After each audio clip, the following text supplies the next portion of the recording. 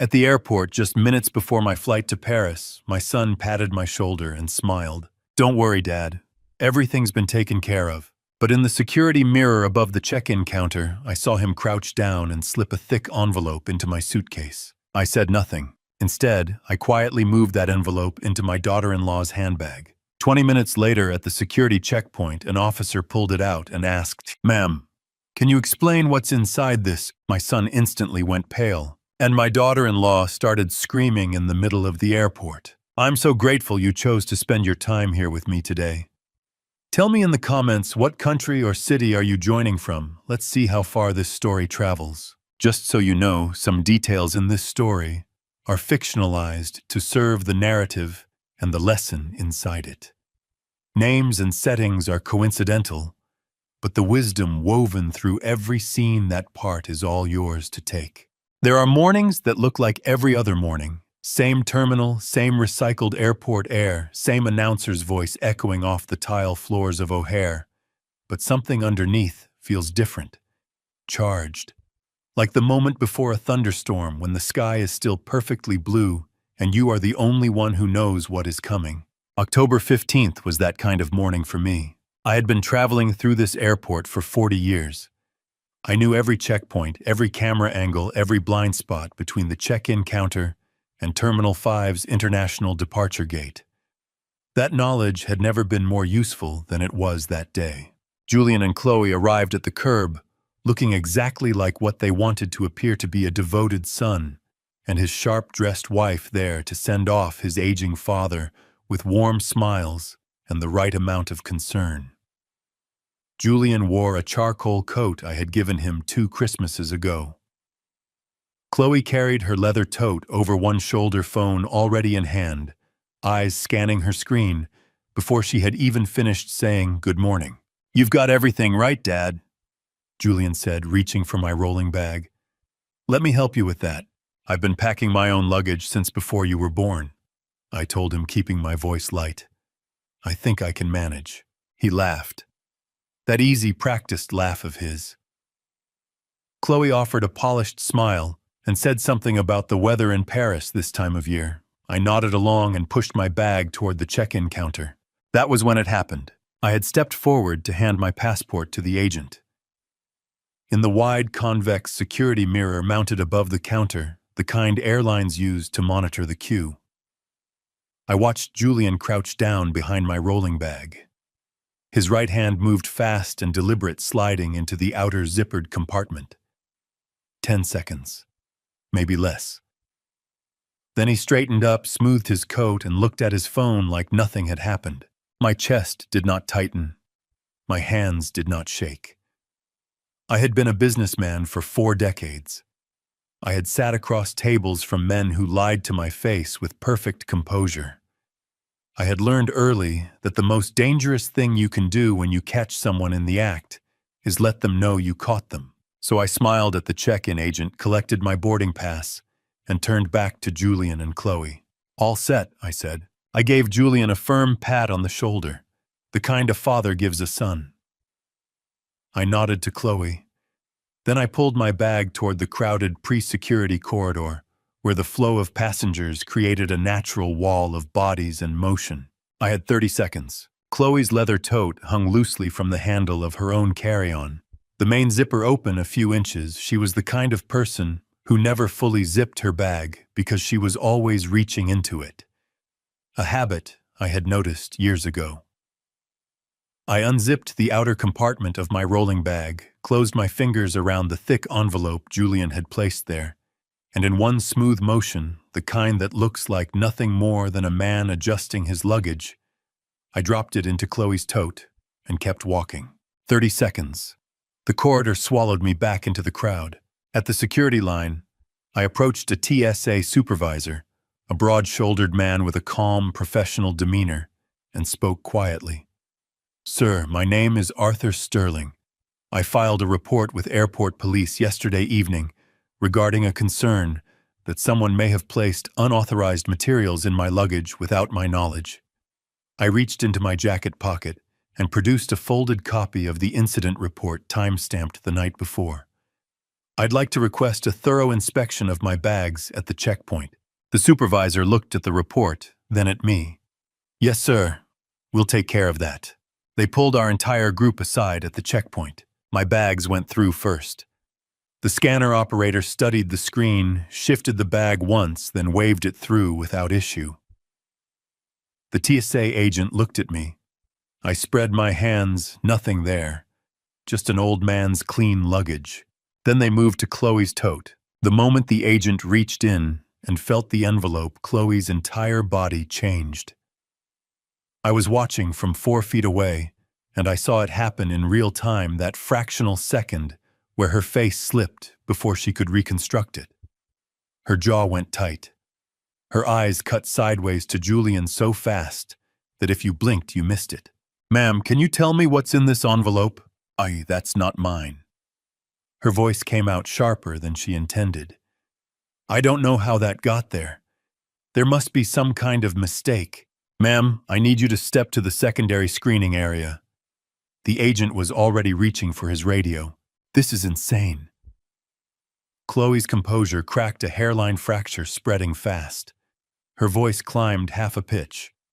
I'm a corporate attorney. I travel through this airport every other week. I have never… Chloe. Julian stepped toward her, his face draining of color. Just calm down. Don't tell me to calm down. She turned on him, and in that half second before she caught herself, her eyes said, everything you did, this, you absolute idiot. Then she looked back at the agent and straightened her shoulders, trying to find the professional footing that was sliding out from under her.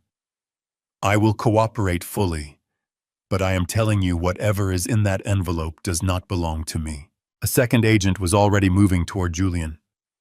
Sir, we'll need to check your carry-on as well. Julian's mouth opened, closed. He looked at me for the first time since we'd been pulled aside.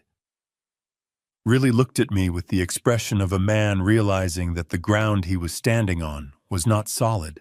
I looked back at him with the patient, mildly confused face of a 60-year-old man who had no earthly idea what was going on. The agent opened Julian's bag and worked through it methodically. When he reached the interior mesh pocket, he paused. He removed a small memory card in a clear plastic sleeve. He held it up and looked at Julian. Can you tell me what's on this? Julian's legs looked like they wanted to stop working. He grabbed the edge of the inspection table, and I watched the knuckles of his right hand go white against the metal surface. His mouth moved, but what came out was barely a coherent sentence, something about work files, something about video footage for a presentation. The agent did not look convinced. 2 airport police officers were already walking toward our group. Passengers in line behind us had gone quiet the way crowds do when something real starts to happen in a public place. A woman near the front of the line shifted to get a better view. Someone raised a phone. I turned to the TSA supervisor who had helped me. Officer, I said quietly, I want to thank you for taking this seriously. I hope it turns out to be nothing. I said it with the voice of a man who is genuinely hoping for the best. He nodded and told me I was free to proceed to my gate. I collected my carry-on. I put my jacket back on. I did not rush. I walked toward gate H14 at the pace of a man with time to spare, the sound of Chloe's raised voice and Julian's strained explanations fading behind me with every step. My flight to Paris was on time, and the game had only just begun. To understand why I moved through that airport like a man without a single troubled thought, you need to know what happened the night before in my study at the Lincoln Park house. Under the yellow light of the lamp I've had since Eleanor was alive, when I first held in my hands what my son had built to destroy me. I found the envelope at 11 o'clock at night. I checked my luggage the evening before every international trip, a habit left over from 30 years of deals made in cities where losing a document meant losing a contract. I unzipped the outer compartment of my rolling bag to tuck in my passport holder, and my fingers closed around something that did not belong there. Thick. Sealed. No label. I carried it to my desk and sat down in my chair. I opened it slowly. The photographs came out first. 12 of them printed on high-quality paper images of me in places I had never been with people I had never met, in situations that would have destroyed a lesser man's reputation overnight. They were convincing. Whoever made them understood light and angle and the specific way a candid photograph differs from a staged one. I set them aside one by one, my face close to each image. Then came the DNA report, a document formatted to look like it had been issued by a licensed laboratory, complete with a certification seal, a reference number, a printed signature. It claimed that a paternity test had been conducted and that the results were conclusive. The language was clinical and precise. I set it on top of the photographs. Last was the USB drive. Small black, the kind you can buy in any electronics store. I plugged it into my laptop and put on my reading glasses. He had prepared more than one copy. I had found the drive, but he had kept a second on his person. That was Julian's way, always a backup, always a contingency. In this case, the backup was the thing that undid him. The audio file was 4 minutes and 22 seconds long.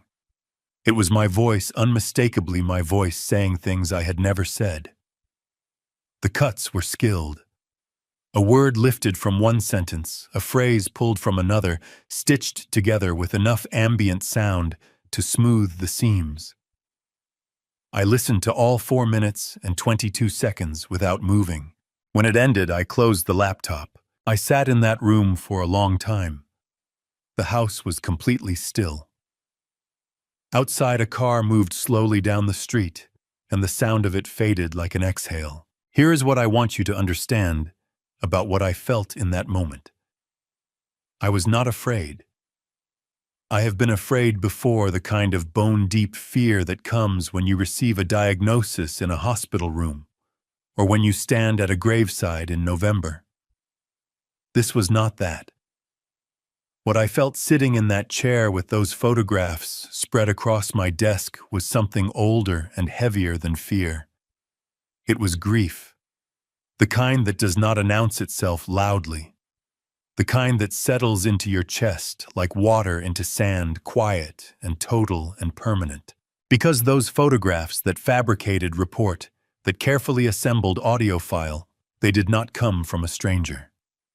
They came from Julian, my son. The boy I had carried on my shoulders through the 4th of July crowds on Michigan Avenue when he was 5 years old, laughing so hard he could barely hold on. I pulled open the bottom drawer of my desk. In the back, behind a row of old contracts, was a plain white envelope. I had put it there in 1995, and I had never moved it. I took it out and set it beside Julian's envelope on the desk. 2 envelopes, 30 years apart. One built to destroy. One kept to protect a child who never asked to be caught in the middle of a truth he had no part in making. I looked at them both for a while. Then I picked up my phone and called Marcus. Marcus Webb had been with me for 17 years. He was the only person alive who knew the full shape of what I had been planning for the past several months. The quiet preparations, the careful positioning, the things I had set in motion long before Julian had decided to set his own things in motion. He picked up on the second ring. Marcus, I said, tomorrow morning everything proceeds as planned, but I need you to be ready for an additional step. Which step, sir? His voice was the same as always, steady, unhurried. The one I told you I hoped we would never need. A pause. Short. Then, understood. I'll be ready. I set the phone down and sat for another moment in the quiet of the study. Then I stood, took Julian's envelope, and placed it in the outer compartment of my rolling bag, exactly where he had put it, zipped back up undisturbed. I wanted him to see me walk into that airport with it. I wanted him to feel certain. Before I turned off the lamp, I opened my phone and typed a message to a contact I had saved under only 2 initials. VC, are you ready? I set the phone on the desk and began to close up the room. A minute later, the screen lit up with her reply. I did not read it right away. I already knew what it would say. I had known Vivian Cole for 20 years, and in 20 years, she had never once answered that question any other way. I turned off the lamp and walked upstairs to get a few hours of sleep before the most important morning I'd had in a long time. While I was closing up the study and heading upstairs to bed, there was a man on the 18th floor of the Sterling property building who had not slept in 32 hours and had no intention of sleeping tonight. Marcus Webb had worked for me since he was 31 years old. In 17 years, I had never once seen him flustered. I had watched him manage boardroom crises, negotiate with people who came to the table carrying weapons-grade arrogance, and once calmly redirect a hostile shareholder meeting that was 20 minutes from becoming a legal disaster. He had the kind of stillness that most people spend a lifetime trying to manufacture. With Marcus, it was simply the way he was built. That night, he sat in front of 3 monitors in his corner office and worked. The left screen held a file he had been building for 8 months. A detailed log of Julian's financial activity, cross-referenced with private travel records, cash withdrawals, and a series of encrypted communications that a third-party forensic firm had helped him piece together. Julian had borrowed $50 million from a man named Vincent Drago, who ran a private investment company out of Las Vegas that was, to put it generously, not the kind of firm that sent polite collection notices. "You've been tracking this since April," his assistant had asked when Marcus first briefed her back in the spring. "Since February," Marcus had said. "But April is when I was sure." On the center screen was the document Marcus had spent the last 3 weeks preparing: a debt purchase agreement between Blackstone Advisory LLC and Vincent Drago's operation. Blackstone Advisory LLC was a limited liability company registered in the state of Delaware, which under Delaware law allowed its true ownership to remain private. No one looking at Blackstone's public registration would find Arthur Sterling's name anywhere near it. What they would find was a clean, legitimate corporate entity with the legal authority to purchase and hold debt. Marcus picked up his phone and called Arthur at 11 that night. "Everything is in position," he said. "Drago's team confirmed this afternoon. They want out. Julian has missed 2 informal deadlines, and Drago doesn't want the liability of chasing a Sterling through the courts. They'll take $35 million for a $50 million note." "They'll take it tonight?" Arthur asked. His voice was steady, but Marcus had known him long enough to hear the weight underneath it. "They'll take it within the hour if we move." A pause, short. Then Arthur said, "Do it." "There's one more thing," Marcus said. "I want to be clear about the notification requirement. Under Article 9 of the Uniform Commercial Code, we're not obligated to notify Julian of the transfer before the transaction closes. We notify him after. He'll wake up tomorrow morning as a man who owes $50 million to someone he has never heard of." "Good," Arthur said. "Let him open the envelope first. Then let him read the letter from Blackstone." "Understood." Marcus hesitated for just a fraction of a second, not from doubt, but from the particular weight of a moment that cannot be undone. "Sir, are you certain about all of this? Once the debt transfers, Julian will know someone is moving against him. He'll panic." "I know he will," Arthur said. "That's when people make mistakes, Marcus. Let him panic." Marcus ended the call and picked up his pen. The debt purchase agreement ran to 41 pages. Marcus had read every line 4 times. He signed on behalf of Blackstone Advisory LLC at 11:47 p.m. Dated it October 14th and scanned the executed copy to Drago's legal team. The confirmation came back at 12:19 in the morning. The transaction was complete. Blackstone Advisory LLC now held Julian Sterling's $50 million debt in its entirety. Marcus set down his pen and pressed both palms flat against the desk, breathing out slowly through his nose. He had worked on a lot of deals in his career. Most of them were about money or property or market position. This one was different. This one was about a father and a son, and what happens when the worst version of that story plays out. He opened a second window on his screen, Julian's surveillance file, the one he had been building quietly for the better part of a year. The photographs from Las Vegas. The cell tower data placing Julian at locations he had told his father he was nowhere near. The communication logs. And the entry that had made Marcus's stomach drop when he first found it 4 months ago, a payment of $38,000 from Julian's personal account to a digital media production company in Miami that specialized in, according to their now-deleted website, advanced content reconstruction services. Fabricated photographs, manipulated audio. The kind of work that cost real money and left almost no fingerprints. He planned this for a long time, Marcus had told Arthur when he delivered that finding. Arthur had looked at the report for a long moment, his expression unreadable. Then he had said very quietly, "I know, so did I." Marcus rolled his chair back and looked at the third monitor, a simple document, a single page. It was the outline of what he needed to do tomorrow at the airport. His role was small but precise: find Julian after the TSA situation resolved itself, get close enough to deliver exactly 8 words, and then walk away before Julian could think too clearly about what those words implied. He had practiced the delivery 3 times in his empty office that evening. The tone had to be right, urgent enough to be believed, measured enough not to seem planted. Marcus opened his phone and typed a message to the contact saved simply as VC. "Tomorrow starts. Are you ready?" He set the phone face down on the desk and stood to stretch his back. He walked to the window and looked down at the city. Chicago at 2 in the morning had a particular quality, the streets not empty exactly, but quieted. The usual noise dropped to something that felt almost like breath. His phone buzzed once against the desk. He picked it up and read her reply. Then he set it back down and for the first time all night smiled. He gathered his jacket, turned off 2 of the 3 monitors, and took one last look at the debt transfer confirmation on the center screen. $50 million. Transferred. Clean, legal, irreversible.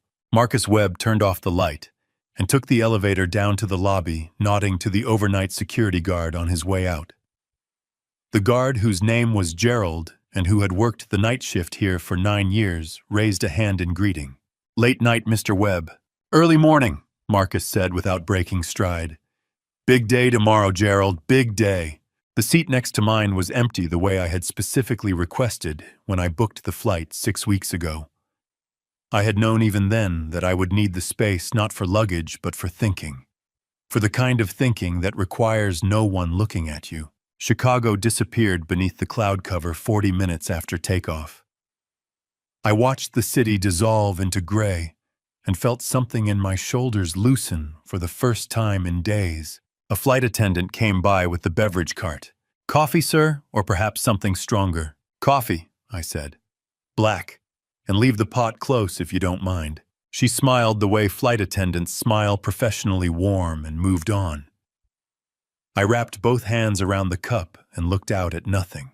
I have been traveling internationally since before commercial flights had individual screens. In the early years, I used every airborne hour for work, reading contracts, reviewing projections, filling legal pads with notes in my cramped handwriting that my old assistant used to call archaeological evidence. But somewhere in my 50s, I stopped doing that on long flights. I started just thinking. Some of my clearest thoughts have happened at 35,000 feet, with no phone signal and nowhere else to be. That morning, my clearest thoughts were about Julian, not about what he had done. I had spent enough mental energy on that already, and I would spend more in the days ahead. What I found myself returning to somewhere over the middle of Lake Michigan was a much earlier version of my son, one that existed before ambition and bad decisions had finished shaping him into the man who had crouched behind my luggage cart the morning before. He was 7 years old the summer I took him to see his first Cubs game at Wrigley Field. He spent the first 2 innings asking me to explain every rule, and I spent those same 2 innings realizing I had genuinely underestimated how many rules there were. By the 3rd inning, he had stopped asking and just started watching his chin resting on the railing of our box seats, his small face completely absorbed. In the 7th inning, a ball came sailing into our section. Julian reached up for it on pure instinct and caught it. Bare-handed, which is not advisable, and his palm went bright red immediately. He looked at me with his eyes full of tears, his lip trembling, trying very hard not to cry in public, because he had recently decided that he was too old to cry in public. "Does it hurt?" I asked him. "No," he said fiercely, which was such an obvious lie that I had to press my mouth together to keep from laughing. "You can say yes," I told him. "Saying something hurts doesn't mean you can't handle it." He thought about that for a moment. Then he said, "Yes, it really hurts, Dad." "Good," I said. "That means you caught it for real." I had loved that boy. I want to be clear about that, not as a preface to something harder, but as the truth in itself. Whatever came after, whatever it became, I had loved him completely and without condition for a long time. That kind of love does not disappear when someone disappoints you. It just changes shape. It becomes something heavier and quieter and harder to put down. My phone buzzed on the tray table, airplane mode off for another few minutes, before we crossed into international airspace. A message from Marcus, Blackstone, confirmation attached. Transaction complete as of 12:19 a.m. Julian Sterling's debt is now held by Blackstone Advisory LLC. He will receive written notification at his home address today. I read it twice, then set the phone face down. $50 million. Julian had borrowed $50 million from a man like Vincent Drago, who had built a career on lending money to desperate people at terms that made certain they would stay desperate. My son had walked into that arrangement voluntarily with the specific intention of using the Sterling name as collateral betting, that his last name would protect him from consequences the way it had protected him from so many smaller things over the years. It had been a bitter thing to discover 8 months ago when Marcus had first laid the financial evidence in front of me. Not because I was shocked by Julian's recklessness, I had seen the signs of that for years. What had made my chest feel like it was being slowly compressed was the realization that Julian had never once considered asking me for help. He had gone to Drago. He had gone to casinos. He had gone apparently to a production company in Miami that manufactured lies. But he had not come to me. That was the part that sat the heaviest. I pulled the window shade halfway down and leaned my head back against the seat. The other person I thought about somewhere over the North Atlantic was Vivian. I had not seen her since the week before a Tuesday afternoon, when she had come to the house with a set of revised operational projections and stayed for dinner the way she sometimes did when the workday ran long. We had eaten at the kitchen table, which Eleanor had always preferred to the formal dining room, and Vivian had told me about a young architect she had hired for a new development project in the West Loop, a woman barely 30 years old who had designed something genuinely interesting. "You should see the rendering," Vivian had said, her eyes brightening in that particular way they did when she found something worth being excited about. "It looks like the building is growing up from the ground instead of being placed on it." "Send it to me," I had told her. "I already did. Tuesday morning. You haven't opened it yet." "I've been busy." "You are always busy," she had said with the particular tone of someone who is both mildly exasperated and genuinely fond. I smiled at the memory alone in my seat above the Atlantic. Vivienne Cole had come into my life 20 years ago as a 12-year-old girl, standing very straight at her parents' funeral, refusing to let herself fall apart in public. I had known her father, Thomas Cole, an architect I had worked with for nearly a decade, one of the most quietly brilliant men I had ever encountered in this industry.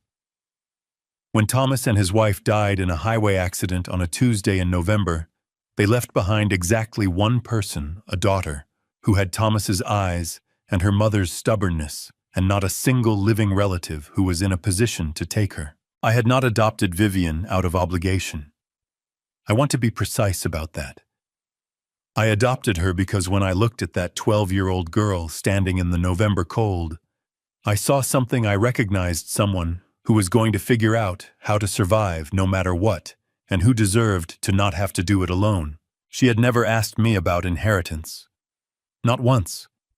Not when she turned 18, not when she joined the company at 24, not when she was promoted, not ever. In 10 years of working at Sterling Property, the subject had simply not come up, and I knew, with the certainty that comes from watching a person closely over many years, that this was not strategy. It was just how she was. My phone buzzed one final time before the flight attendant came by to ask us to switch to full airplane mode. An unknown number, a short message. "Mr. Sterling, we know where you are. Your son has been asking about us." I read it once. Then I deleted it, closed my eyes, and thought about it very carefully. Drago's people. Rattling their cage one last time before the transfer notification made them irrelevant. Or someone Julian had hired to watch me to confirm I was actually on the plane, actually leaving, actually out of the way. Either way, the message told me something useful. Julian was moving faster than I had expected, which meant I had less margin for error than I had planned for. I pressed the call button for the flight attendant. "That coffee," I said when she appeared. "I'll take something stronger after all." She raised an eyebrow just slightly, and I found that I did not mind. "Long trip," I told her. "Paris usually is," she said, and went to get my drink. Marcus called me over the Atlantic at close to 4 in the afternoon Chicago time, which put it somewhere past 10 at night in Paris, though I had not yet landed. The connection was choppy at first, the way satellite calls get when you are over open water, but his voice came through clearly enough. "He's here," Marcus said. Julian walked into the building at 1:15, Chloe with him. I pressed the phone closer to my ear. "Go ahead." He came through the lobby like he owned the floor. Told the front desk he was there on behalf of the chairman, you, and that he had an urgent matter requiring immediate access to the executive suite. He had a document, authorization letter, your signature. It looked right, sir. Good enough that the lobby security called upstairs instead of turning him away. I closed my eyes for a moment, not from surprise but from the particular exhaustion that comes with being proven right about something you desperately wished you were wrong about. "What happened upstairs?" I asked. "He called an emergency leadership meeting," Marcus said. "Told the senior directors you were being held for questioning by federal investigators and that you had authorized him to assume interim operational control. He had paperwork for that too." The directors were shaken. 2 of them were ready to go along with it. And the transfer request, $8 million from the reserve fund. He submitted it through the internal system at 2:45 p.m. Standard form, your department code, countersigned by Chloe in her capacity as corporate counsel. Marcus paused. It went to Vivian's desk. I felt something shift in my chest, not relief exactly, but the specific satisfaction of watching a plan hold its shape under pressure. "Tell me what she did," I said. Marcus allowed himself a small sound that in 17 years I had come to recognize as the closest he ever got to a laugh. "She sent it back. Handwritten note on the routing slip. Denied. No valid authorization from the board of directors during chairman's absence. V. Cole." That was it. 4 words and her initial. Across the city, in the 42nd floor conference room of the building I had spent 30 years building, Julian Sterling picked up that routing slip and stared at the name written on it. Marcus told me later that the color drained out of Julian's face so fast that the senior director sitting next to him asked if he needed water. "Who is Vivian Cole?" Julian demanded, his voice cracking at the edges the way it used to when he was a teenager and things weren't going his way. "The room's most senior director, a man named Robert Calloway, who had been with the company for 14 years and had the particular composure of someone who had survived multiple recessions, cleared his throat carefully. "Miss Cole is the director of operations," Robert said. "She was formally designated by the chairman as acting operational authority during his international travel. The designation was filed with the board 3 weeks ago." Julian's jaw tightened so hard I imagine his back teeth ached. "3 weeks ago," he repeated. "Yes, sir." Chloe put her hand on Julian's arm, a quick, firm pressure that meant stop talking before you make this worse. She turned to Robert with a smile that probably cost her considerable effort to produce. "Thank you, Robert. We'll need a few minutes to review the documentation. She pulled Julian into the hallway, and the moment the conference room door clicked shut, Marcus positioned near the elevator bank under the pretext of reviewing floor plans with a junior associate heard every word. 3 weeks!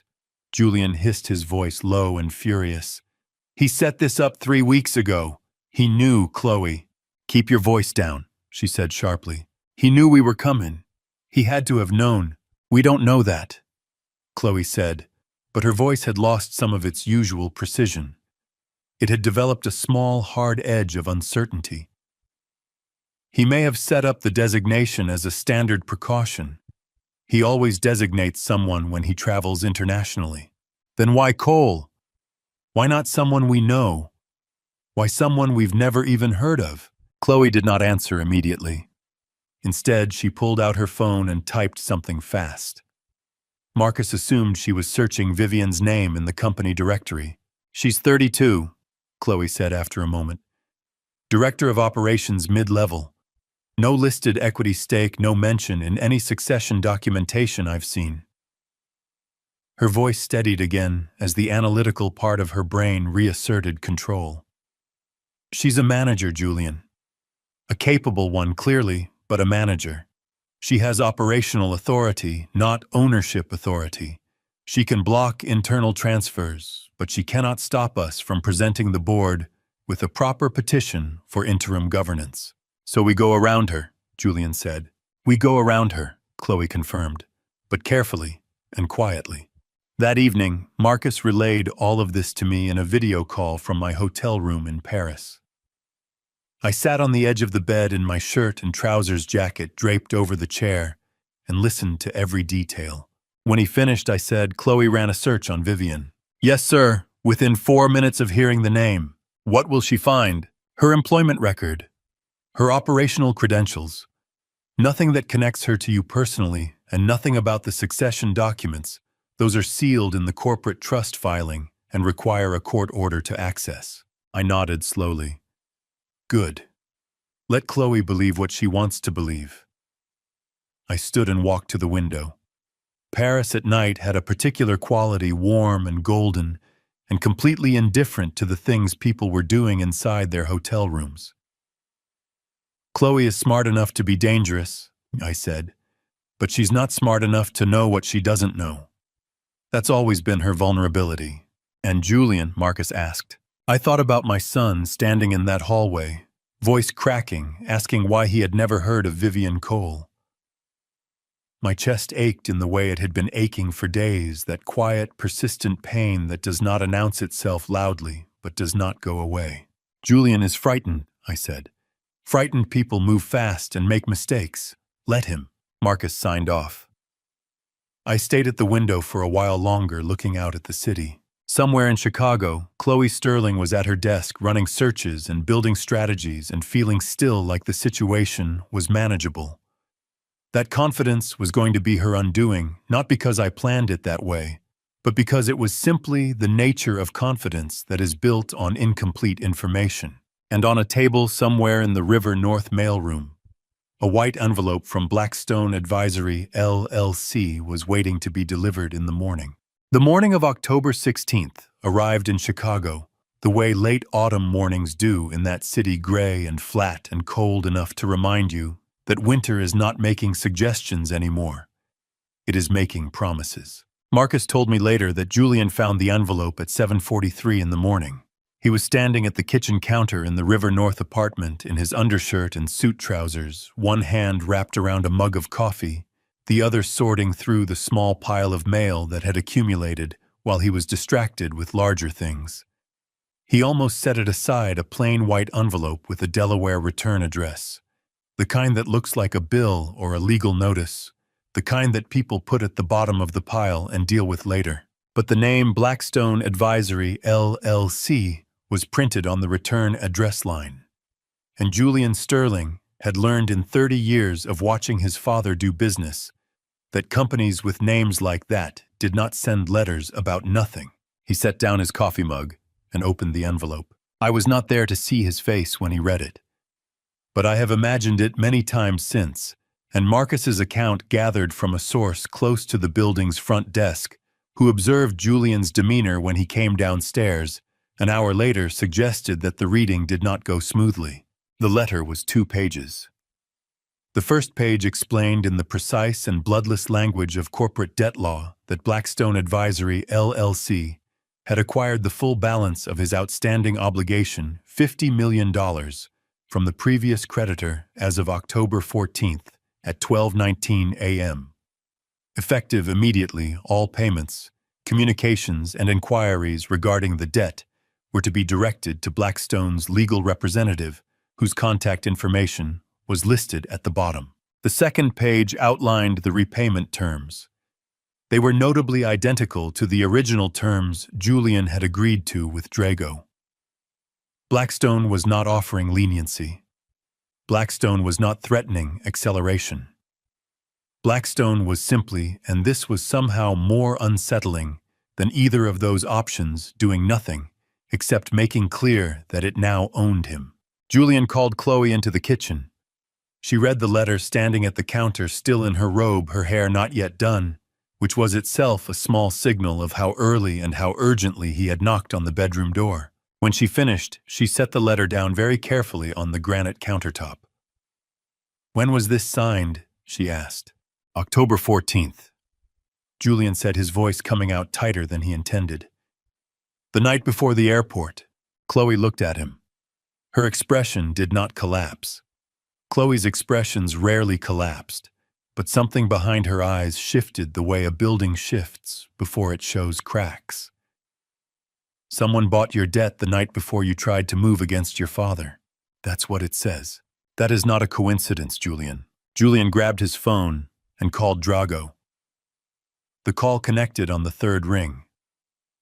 Drago's voice was flat and businesslike, the voice of a man who had already closed this chapter in his own mind. "Yeah," Drago said. "You sold my note," Julian said. His hand was trembling slightly against the phone, not from cold. "You sold it without telling me." "I'm not required to tell you," Drago said. "You owe the money. Who you owe it to, that's my business decision, not yours." "Who bought it?" Julian demanded. "Who is Blackstone Advisory?" "I don't know. And I don't care," Drago said, and Julian could hear the absolute truth of that in his voice. Drago had taken $35 million cash in hand for a $50 million note from a borrower who had already missed 2 informal deadlines. To Drago, this was a good deal. "You want my advice? Call Blackstone's lawyer and figure out your payment plan. You're not my problem anymore." The line went dead. Julian lowered the phone. His face had gone the particular shade of gray that skin goes when the blood has rushed somewhere else, when the body is processing something the mind has not yet fully accepted. Chloe crossed her arms over her chest and looked at the letter again. "I'm going to find out who owns Blackstone," she said, with the crisp decisiveness that was her default mode when she was underneath it, genuinely rattled. "Delaware LLC registration is public. I can get the registered agent's name cross-reference." "Chloe!" Julian's voice came out rough. "Delaware allows anonymous ownership. You know that. The registered agent has to be disclosed," she said. "That's a starting point." She went to get her laptop. Julian stayed at the kitchen counter staring at the letter. He picked it up and read the date again. October 14th, 12:19 a.m. While he had been sleeping or trying to sleep in this apartment, running through the plan in his head for the 100th time, telling himself it was going to work, had been awake across the city finalizing a transaction that flipped the entire board. He turned the letter over as if the back might say something the front had not. It was blank. Chloe came back with her laptop open and worked for 6 minutes without speaking. Julian watched her face for information, the way he always did when his own thinking had hit a wall and hers was still moving. Her expression stayed controlled, but her jaw got progressively tighter with every search that returned nothing useful. "The registered agent is a law firm," she said finally. "Standard setup for anonymous LLCs. The firm represents hundreds of entities. There's no way to determine the actual owner without a court order or a subpoena, neither of which we are in a position to obtain. She closed the laptop harder than she needed to. Whoever set this up knew exactly how to stay invisible. My father set this up, Julian said. It came out flat, not a question. Chloe looked at him across the kitchen counter. For a moment, the two of them held something between them that was too heavy for either of them to put into words. The dawning recognition that the man they had been treating as the slower, older piece on the board had in fact been playing an entirely different game. We don't know that, Chloe said. But her voice had gone careful in a way that meant she absolutely believed it. Julian picked up his coffee mug. It had gone cold. He drank it anyway, grimacing at the temperature because he needed something to do with his hands. $50 million, he said. If this is him, if he's holding the note, then I don't just owe a creditor, I owe my father. And he knows every asset I have. He knows every account. He knows everything. Chloe shut her laptop with a click. Then we finish what we started, she said, her voice hardening back into something that resembled certainty. When we control the company, 50 million is nothing. We're not stopping now. Julian looked at her. Something moved across his face, not agreement exactly, but the absence of a better option. He straightened up, rolled his shoulders back, and picked up his phone. But that night, long after Chloe had gone to bed, Julian sat alone in the darkened living room with the Blackstone letter in his hand. He read the date one more time. October 14th, the night before the airport. And for the first time since this whole thing began, Julian Sterling felt something he had not expected to feel, not anger, not determination, but a cold and spreading dread, the kind that starts in your stomach and works its way outward until your fingertips go numb. Someone had known. Someone had moved first. And whoever that someone was, they were not finished. The Grand Palais des Congrès. On the morning of October 16th was everything an international real estate conference is supposed to be: polished floors, nameplate, coffee cups, men and women in expensive suits moving through the registration area with the focused energy of people who have somewhere important to be. I was one of them. That is the part people rarely understand about how these things work. The most effective moves in a long game are the ones that look like nothing at all. While Julian was tearing through the corporate directory in Chicago looking for information on Vivian Cole, I was shaking hands with a Danish developer named Erik Sorensen and discussing the commercial real estate outlook for the American Midwest. While Chloe was recalibrating her strategy over a cold mug of coffee in River North, I was standing at a podium in front of 240 industry professionals talking about sustainable construction practices with the unhurried confidence of a man who had absolutely nothing pressing on his mind. My phone was in my jacket pocket. It vibrated exactly twice during my keynote. I felt both pulses and finished my remarks without breaking stride. That evening, I sat in my suite at the Le Bristol with the windows open and the sounds of the 8th arrondissement drifting up from the street below, and I called Raymond Holt. Raymond had been my personal attorney for 22 years, a lean, deliberate man from Evanston, who spoke slowly on purpose and charged accordingly. He was the kind of lawyer who read every page of every document he touched, including the appendices, including the footnotes in the appendices. I trusted him completely, which is a thing I do not say about many people. Raymond, I said when he picked up, talk to me about Chloe. Marcus briefed me this afternoon, Raymond said. She's been in contact with 3 of the company's smaller commercial tenants, the ones whose lease agreements come up for renewal in the first quarter. She's offering them early buyout terms at below market rates, generating cash quickly. How far below market? 15 to 18% on the 2 I've confirmed. The 3rd I'm still verifying. I leaned back in my chair and looked at the ceiling. She thinks she has the authority to do this. She's operating on the assumption that Julian's authorization letter, combined with her standing as corporate counsel, gives her transactional power. Raymond said. She's wrong, but she's wrong in a way that requires someone to tell her so in writing before she can be held accountable. Then let her complete the transactions, I said. Raymond paused. When he spoke again, his voice had the particular careful quality it gets when he is about to say something that matters. Arthur, if we let her close all 3 deals, the total discounted value will likely trigger the recovery threshold in Section 14.3. I know. You understand that once I send that letter, she will owe the company the full difference between what she sold for and fair market value. Given her personal assets, that number is going to hurt. Raymond. My voice came out quieter than I intended. She helped my son build a fabricated case to have me declared incompetent. She used her legal credentials to give that case credibility. She used her position in my company to try to strip me of everything I built. I stood up and walked to the window. Send the letter when the 3rd transaction closes. Understood, Raymond said. There's one more thing. The letter needs to come from me in my capacity as corporate general counsel, not as your personal attorney. That way it's a company action, not a personal one. Cleaner legally and harder for her to characterize as retaliation. Do it that way.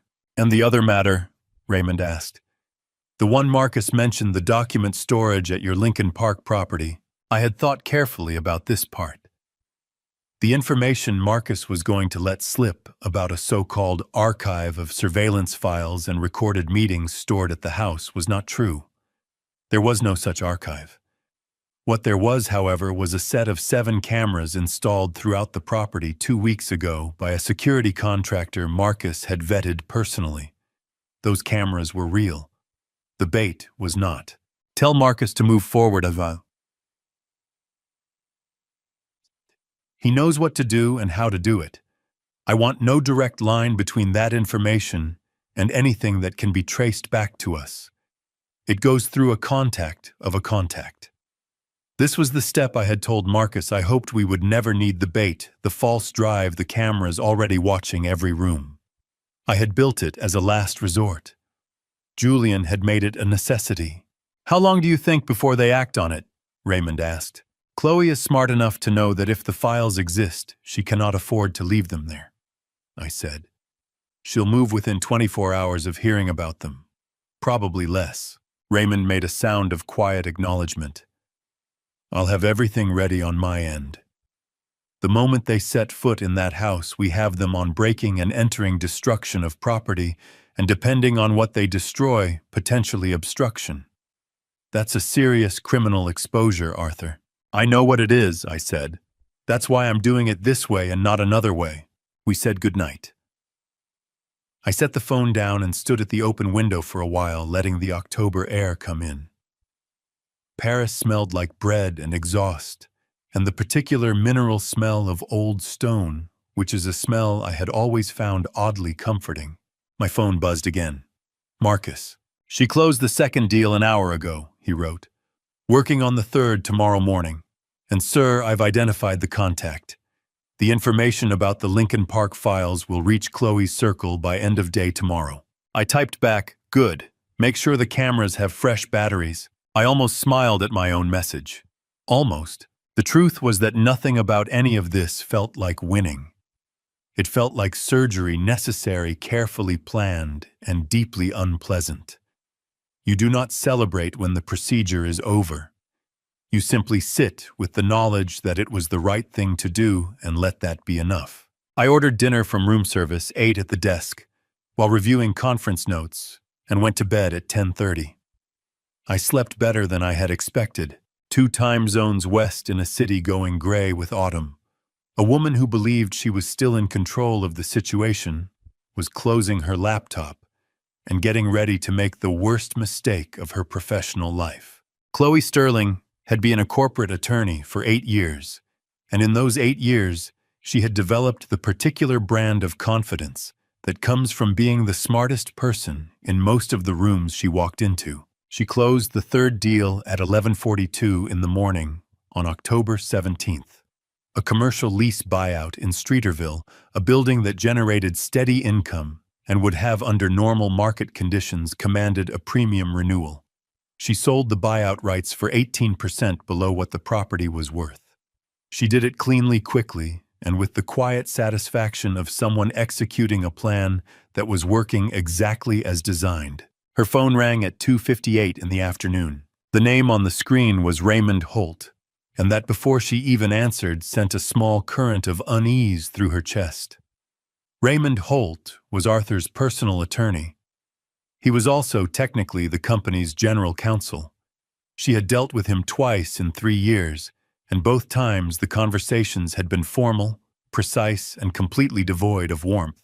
"Chloe," he said without preamble, "I'm calling in my capacity as corporate general counsel to notify you of a contractual matter requiring your immediate attention." She straightened in her chair. "Go ahead. The 3 lease buyout transactions you executed over the past 48 hours have been reviewed by the board." His voice was measured the way a man's voice gets when he has rehearsed what he is about to say and wants to make certain he says it correctly. "The board has determined that these transactions were executed without the required approval under Section 14(3) of the Corporate Operating Agreement.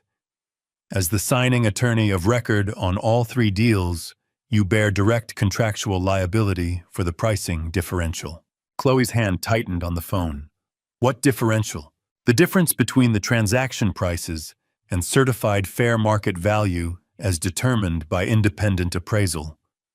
The total figure is $12.4 million. He let that number sit in the air for exactly 1 second before continuing. "Under Section 14(3), you have 60 days to arrange restitution. I'm sending the formal notice to your office address and your personal address simultaneously. Raymond." Her voice came out harder than she intended. "I acted under the operational authority granted by a document that has been flagged as potentially fraudulent," Raymond said, cutting her off with quiet precision, "and countersigned by you in your capacity as corporate counsel, which creates an additional exposure under Illinois professional responsibility rules. I'd strongly recommend you retain independent legal representation before responding to this notice." A brief pause. "Is there anything else I can help you with today?" The line went dead. Chloe sat at her desk with her phone pressed against her palm, her jaw so tight her back teeth ached, her mind moving at a speed that was almost visible. $12.4 million in 60 days. From her personal assets, because the authorization she had relied on was now being called fraudulent, which meant the company would argue she had no transactional authority, which meant the liability was personal, which meant she called Julian. "Get over here," she said when he picked up. "Now." He arrived in 20 minutes, still in his coat, his face carrying the permanently strained expression he had been wearing since the Blackstone letter. He walked into her home office and looked at her sitting behind her desk, and whatever he saw in her face made him close the door without being asked. "What happened?" he said. "Section 14(3), she said. "Sit down." She explained it quickly and without softening anything.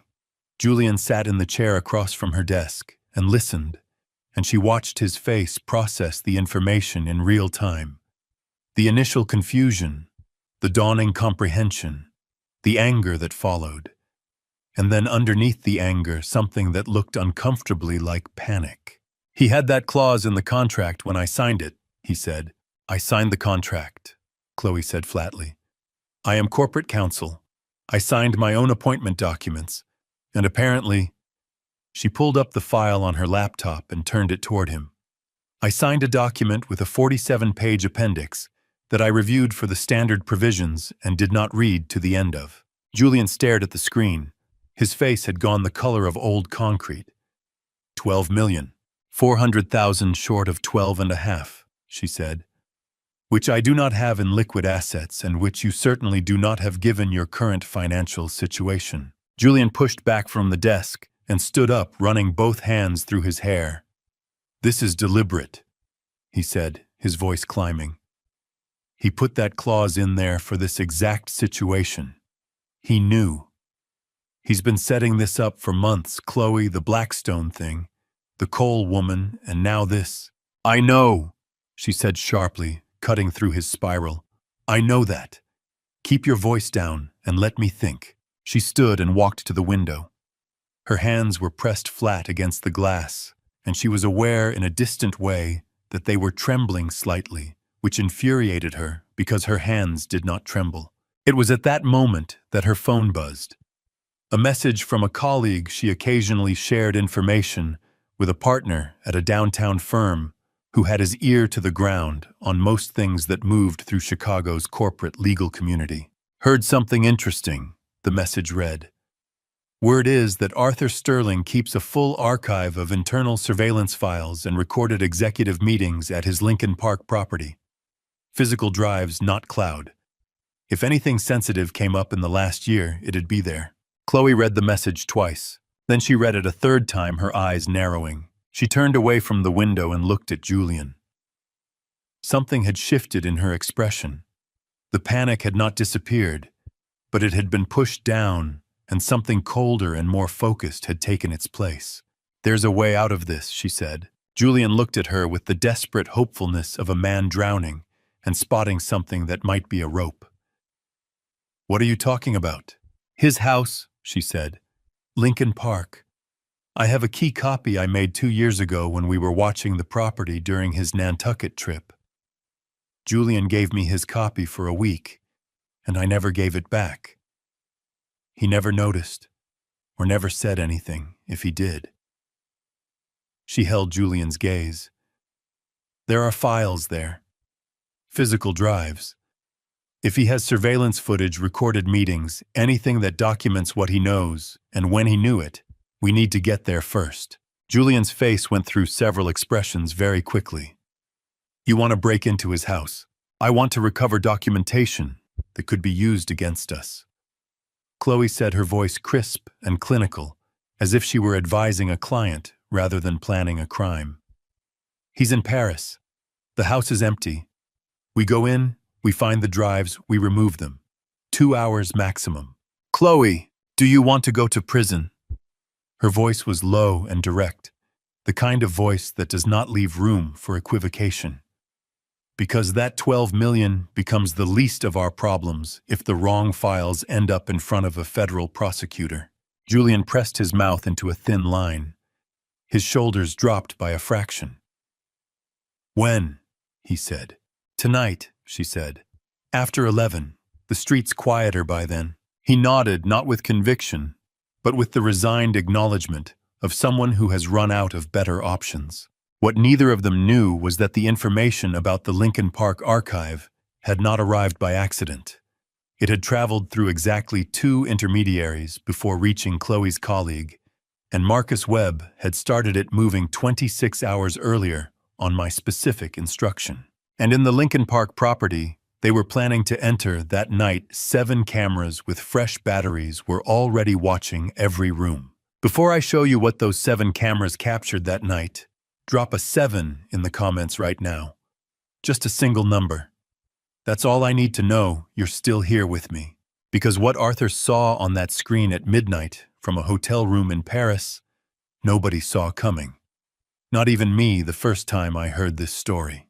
And just so you know, parts of what follows have been shaped for storytelling purposes.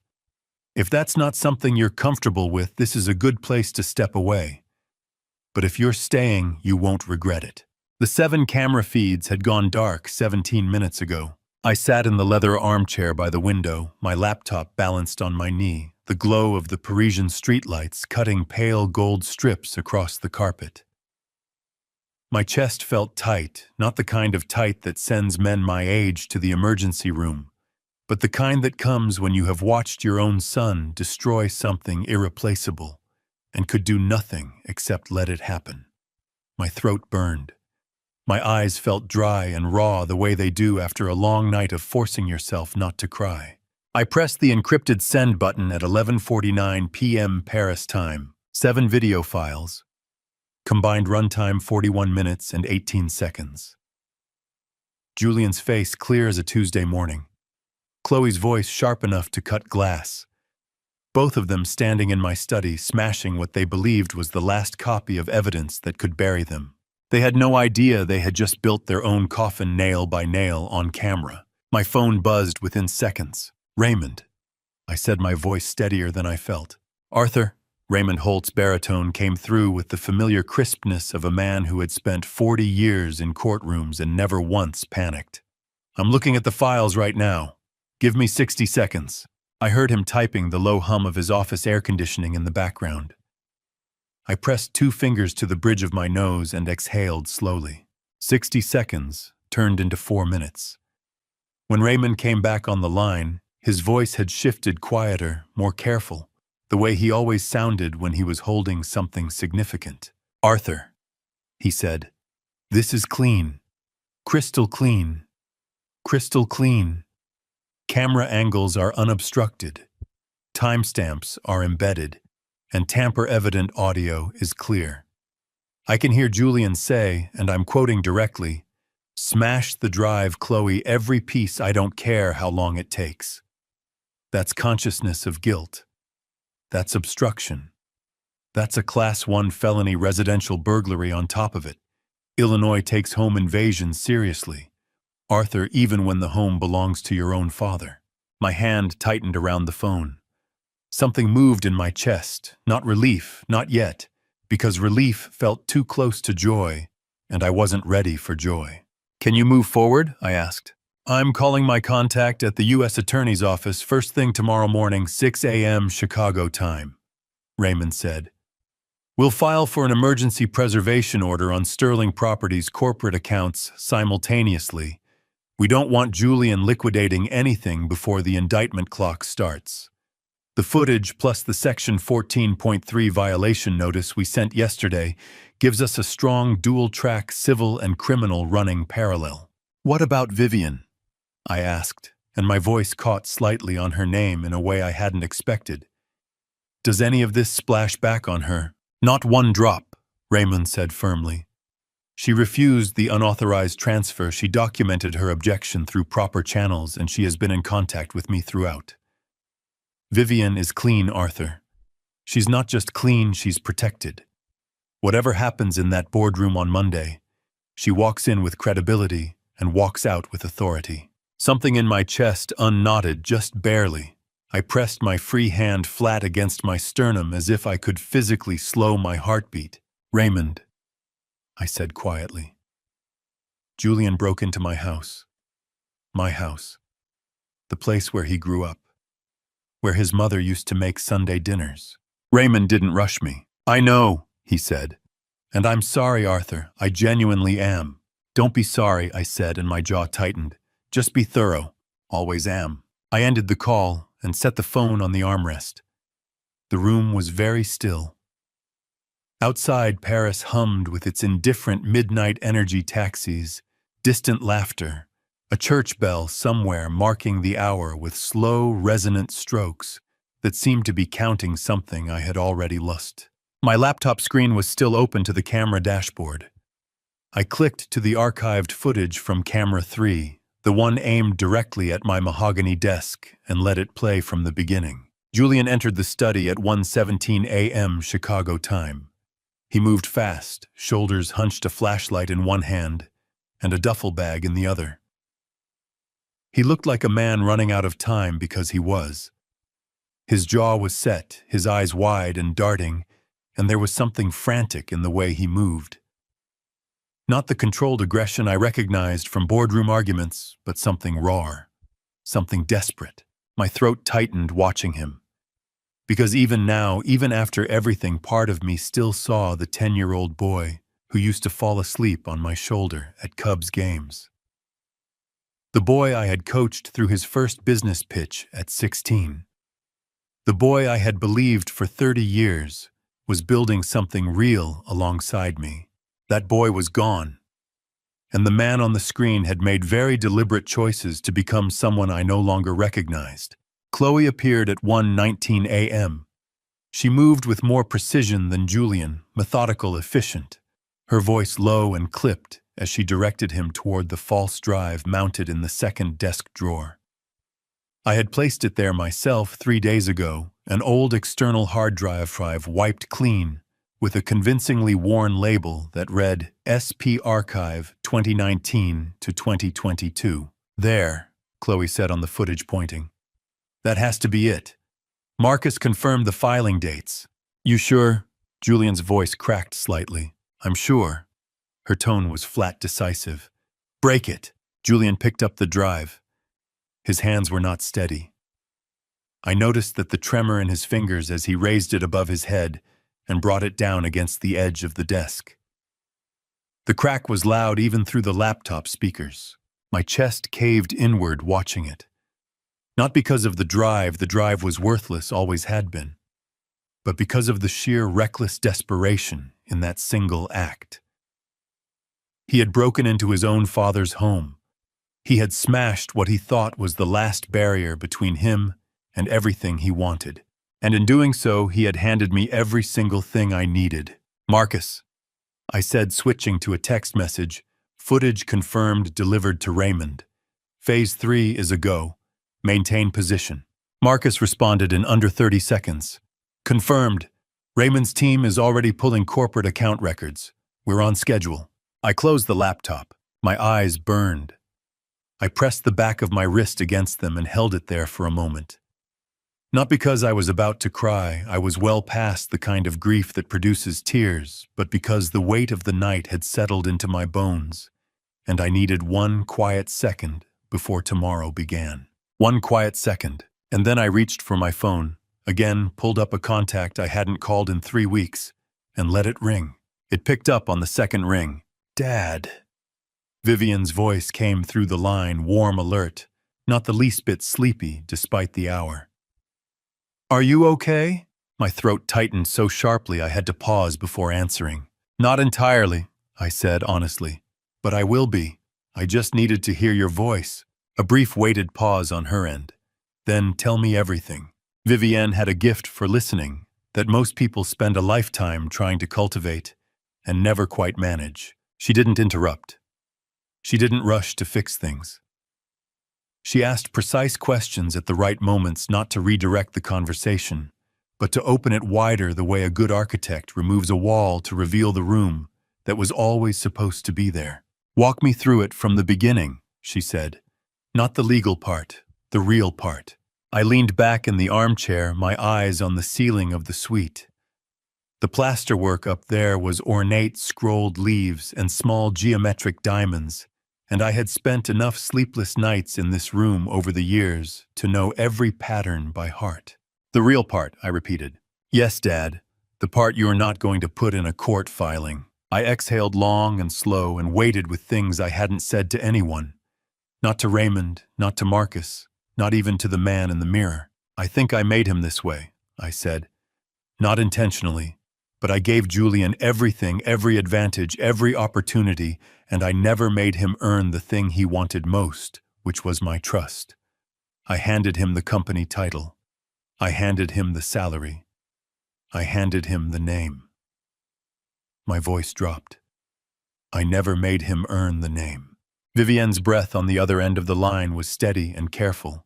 You gave him what you thought a good father gives, she said quietly. I gave him what a guilty father gives, I said, and I surprised myself with how clearly the words came out, how long they had apparently been waiting behind my teeth. I was never home when he was small, Viv. I was in board meetings and on job sites and flying to Houston and back. His mother raised him mostly, and when she passed, I tried to compensate. I threw resources at the problem instead of time, money instead of presence. My jaw tightened hard. And here we are. Here we are, Vivian agreed softly, but without a trace of pity. But Dad, listen to me. You don't build a $50 million gambling debt because your father worked too hard. Julian made those choices. Chloe made those choices. They chose to go after your company, your home, your legacy. That's not your failure. That's their character. I pressed my free hand over my eyes. My chest ached, a deep structural ache, the kind that lives in the sternum and doesn't have anything to do with the heart muscle, and everything to do with the weight of decades. I know that, I said. I do know it. I stopped. Say it, she said. You don't have to protect me from it. I still love him, I said, and my voice cracked cleanly in two, right down the middle, the way old timber splits under pressure, not dramatically, but with a sound so final, you know the piece will never fit back together the same way. He is my son. Whatever the DNA says, whatever the court says, for 30 years, he was my son. And I am about to be the man who ends him, professionally, possibly criminally. I am going to walk into that shareholder meeting on Monday, and I am going to use everything I have built against everything he has tried to take. And I need you to know that I am not doing it lightly. The line was very quiet for a moment.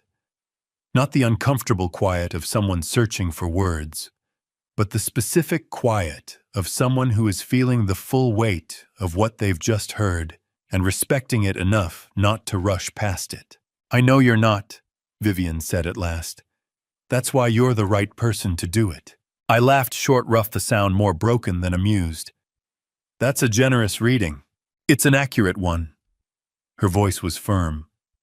Dad, a man who didn't care, would have handed this to Raymond on day one and gone to Paris without a second thought.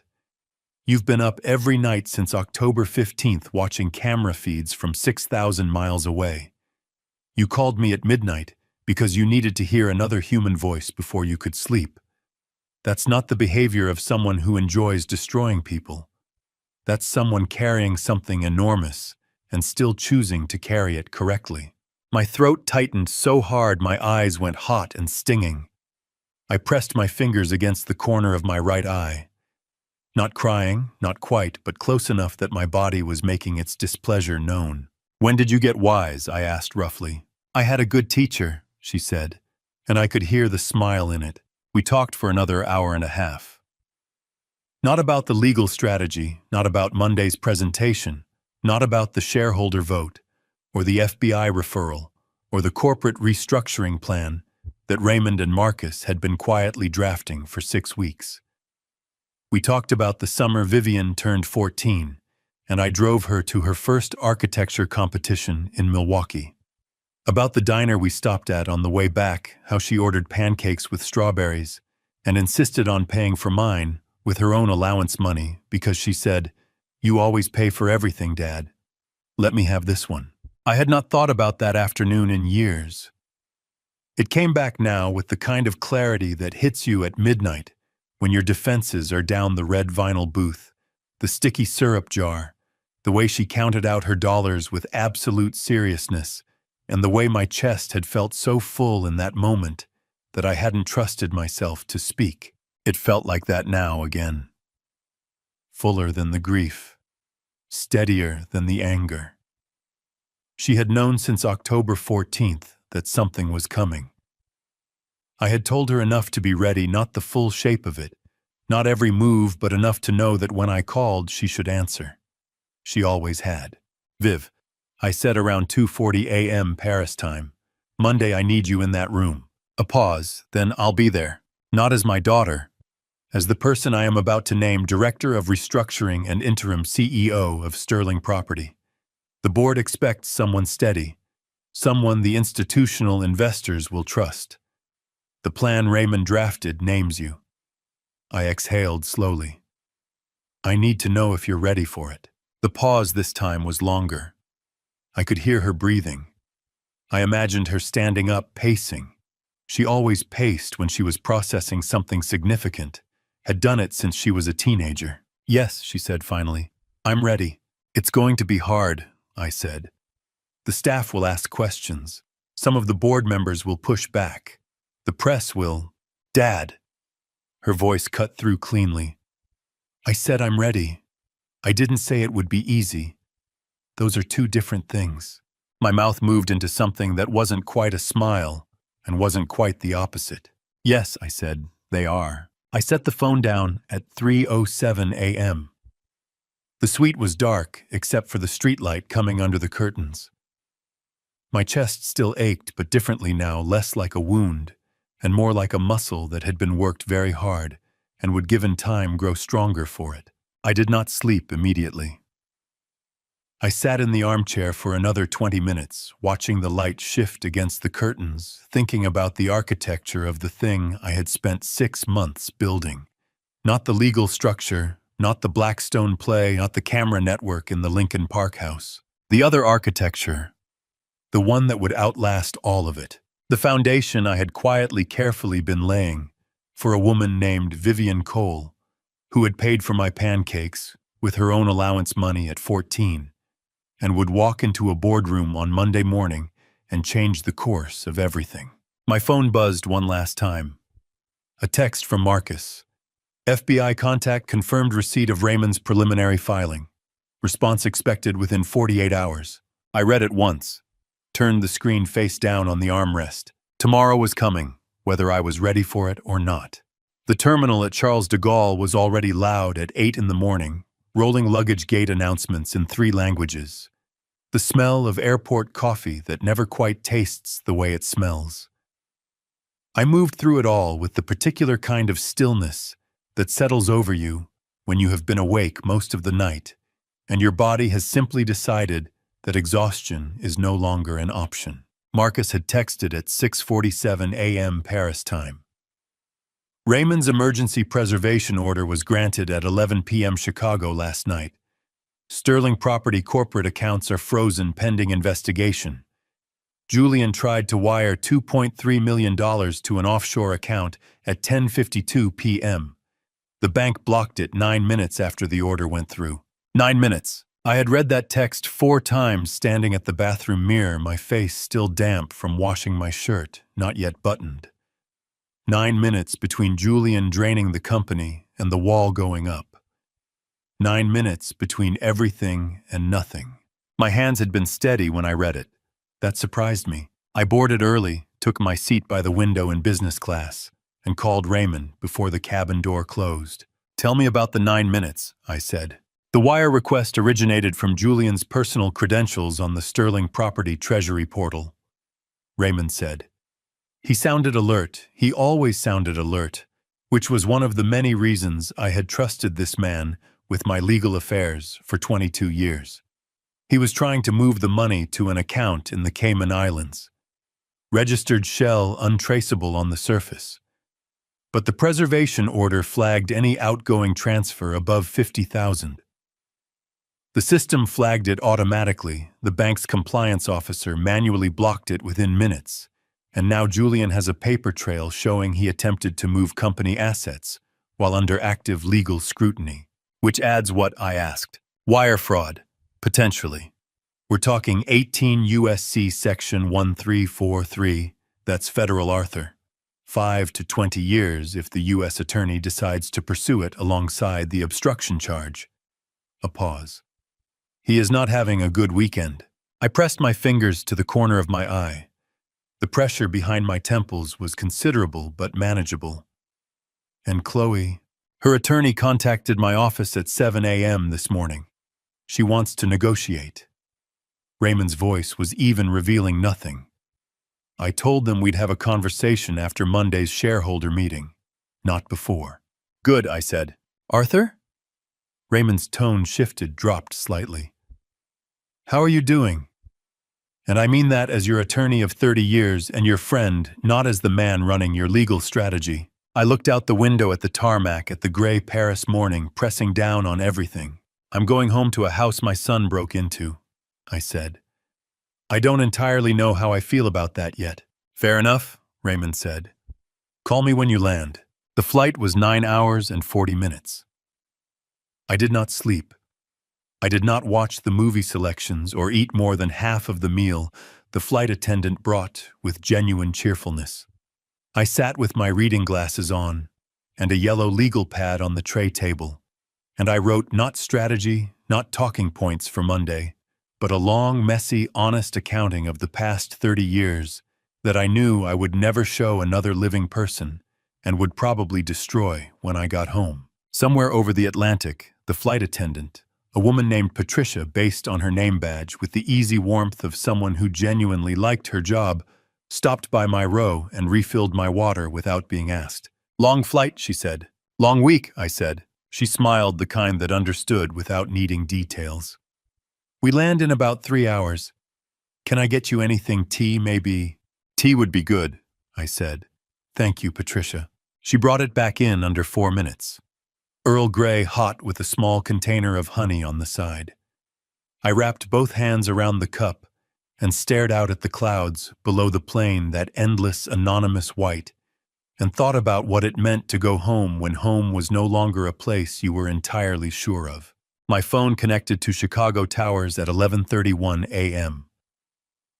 4 messages arrived in rapid succession. One from Raymond confirming the FBI had formally opened a preliminary inquiry. One from Marcus confirming he'd be at arrivals. One from Vivian. I'll be at the house tonight.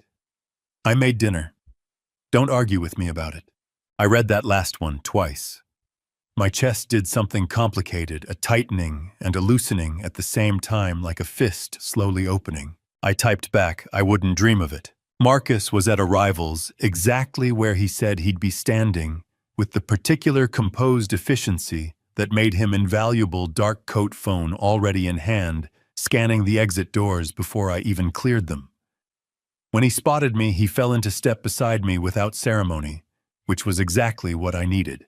Julian hasn't left his apartment since Friday night, Marcus said, as we moved toward the parking structure. We have eyes on the building. Chloe hasn't been back to the house since the break-in. She's at a hotel in River North, the Viceroy. Is she talking to anyone? I asked. Her attorney and her sister in Boston. That's it. Marcus pulled open the passenger door of the car. She hasn't contacted Julian since Saturday morning. Whatever's happening between them, they're not doing it over the phone. I settled into the passenger seat. The Chicago air through the parking structure was cold and sharp, the specific cold of a Midwest October that gets into your collar and reminds you winter is not a polite suggestion. Marcus, I said as he started the engine, thank you for all of it. The Blackstone timing, the surveillance coordination, keeping this contained. I know the past week has been a lot. Marcus glanced at me briefly, then back at the road. He was not a man who deflected compliments, but he was also not a man who made them larger than they needed to be. You built something worth protecting, Arthur, he said simply. That makes it straightforward. We drove the rest of the way to Lincoln Park without needing to fill the space. The front door had been repaired. Marcus had arranged it, a locksmith and a carpenter, both bonded and discreet, both finished before I landed. But I could still see where the frame had been forced, a faint seam in the new wood slightly lighter than the rest, the way a scar sits against older skin. I stood on the front step for a moment with my bag in my hand, just looking at that seam. You don't have to go in right now, Marcus said from behind me. Yes, I do, I said and pushed the door open. The foyer was fine. The living room was fine. The kitchen was fine. Whoever had done the repair work had cleaned up after themselves, which I appreciated more than I expected to. But when I reached the study, my study, the room where I had signed the original Sterling Property Incorporation papers 31 years ago, where I kept the first architectural rendering of our first completed building, framed on the wall where Eleanor's photograph still sat in the corner of the desk, the breath went out of me in a way I hadn't prepared for. The desk had a new gouge along the right edge where the wood had splintered. The drawer runner on the second drawer was bent. 3 books had been knocked from the shelf and replaced imprecisely, their spines slightly out of alignment, with the others in a way that most people wouldn't notice, and I couldn't stop noticing. Marcus said something from the doorway, but I held up one hand and he stopped. I walked to the desk slowly. I pulled out the chair, Eleanor's chair, the one she'd picked out 30 years ago from an antique dealer on Wells Street, and had reupholstered twice, and I sat down in it. My hands went flat on the desktop. The wood was still solid. The weight of it was still real. The photograph of Eleanor was exactly where I'd left it. They hadn't touched it. Something in my chest cracked open and then sealed itself before it could go any further. And I sat there with my hands on the desk, and my jaw so tight it ached, and I breathed. The front door opened at 4:45 p.m., Vivienne Cole did not knock. She used the key I had given her 4 years ago, the one she kept on a small silver ring with no other keys on it, because she had told me when I gave it to her, "I'm not going to mix this with my regular keys, Dad. This one is different." She came through the study doorway carrying 2 paper bags from a grocery store. Her dark coat still on, her dark hair, pulled back with a few loose strands escaping at the temples, the way they always did. She was 32 years old, and she carried herself with the specific kind of quiet authority that you cannot manufacture, the kind that comes from knowing precisely who you are and having chosen it deliberately. She stopped when she saw me at the desk. Her eyes moved to the gouge in the wood, to the bent drawer, to my face. "Oh, Dad," she said, and her voice was not pitying. It was something warmer and more honest than pity, something that sat right at the edge of grief and held it steady. "I'm all right," I said immediately. "I know you are." She set the bags down on the coffee table and crossed the room and put her arms around me from behind, her chin resting briefly on the top of my head, the way she had done since she was 14 years old, and the height difference first started working in her favor. "I know you are. I'm just also allowed to say, 'Oh, Dad,' when I see a gouge in your favorite desk." Something in my throat tightened so hard my eyes went hot. I reached up and put my hand over hers on my shoulder. "Eleanor's chair is fine," I said roughly. "They didn't touch it." "Good," she said fiercely. "Good." She made dinner pasta with the specific garlic bread she had learned from a colleague's grandmother in graduate school and had been making for me on difficult occasions ever since. We ate at the kitchen table rather than the dining room, which was the right call without either of us having to say so, and we talked through the plan for Monday with the kind of efficiency that comes from 2 people who trust each other completely and don't need to dress the strategy in anything other than what it is. "The board presentation starts at 10, Vivienne said, winding pasta around her fork with focused precision. "Raymond's opening the session with the legal summary. Then I present the restructuring model 45 minutes. Then you speak." "Me," I said. She looked up. "You. The company was yours first, and the staff needs to see that this transition comes from strength, not from crisis. You walk in there as the founder, you introduce me as your chosen successor, and then you walk out. Clean.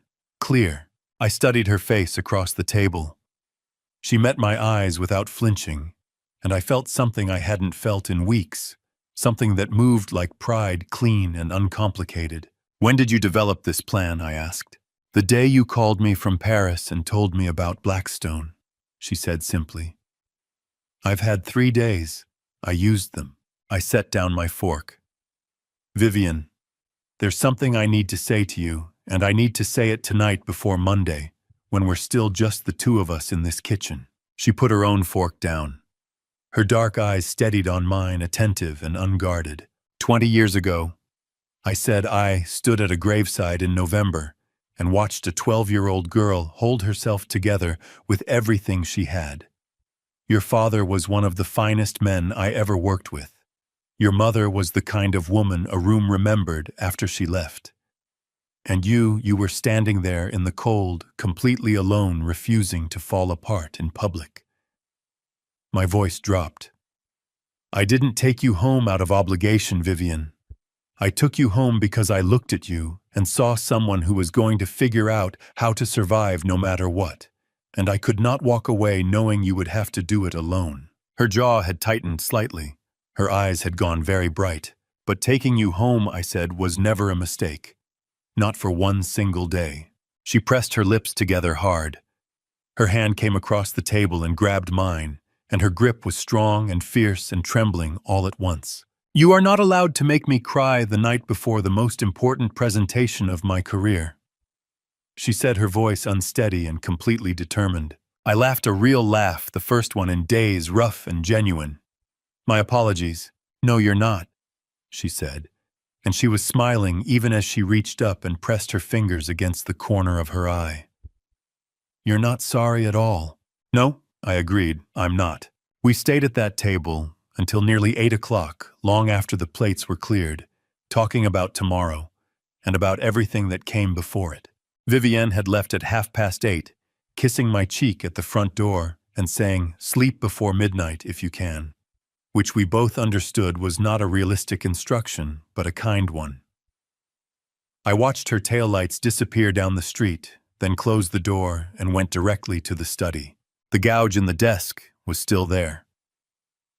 I had decided I would not repair it. Some things should stay visible. I sat down, uncapped a pen, an old Mont Blanc Eleanor had given me the year we incorporated its barrel worn smooth in exactly the places my hand always found, and I pulled a fresh legal pad from the drawer. Not a laptop, not a prepared speech template.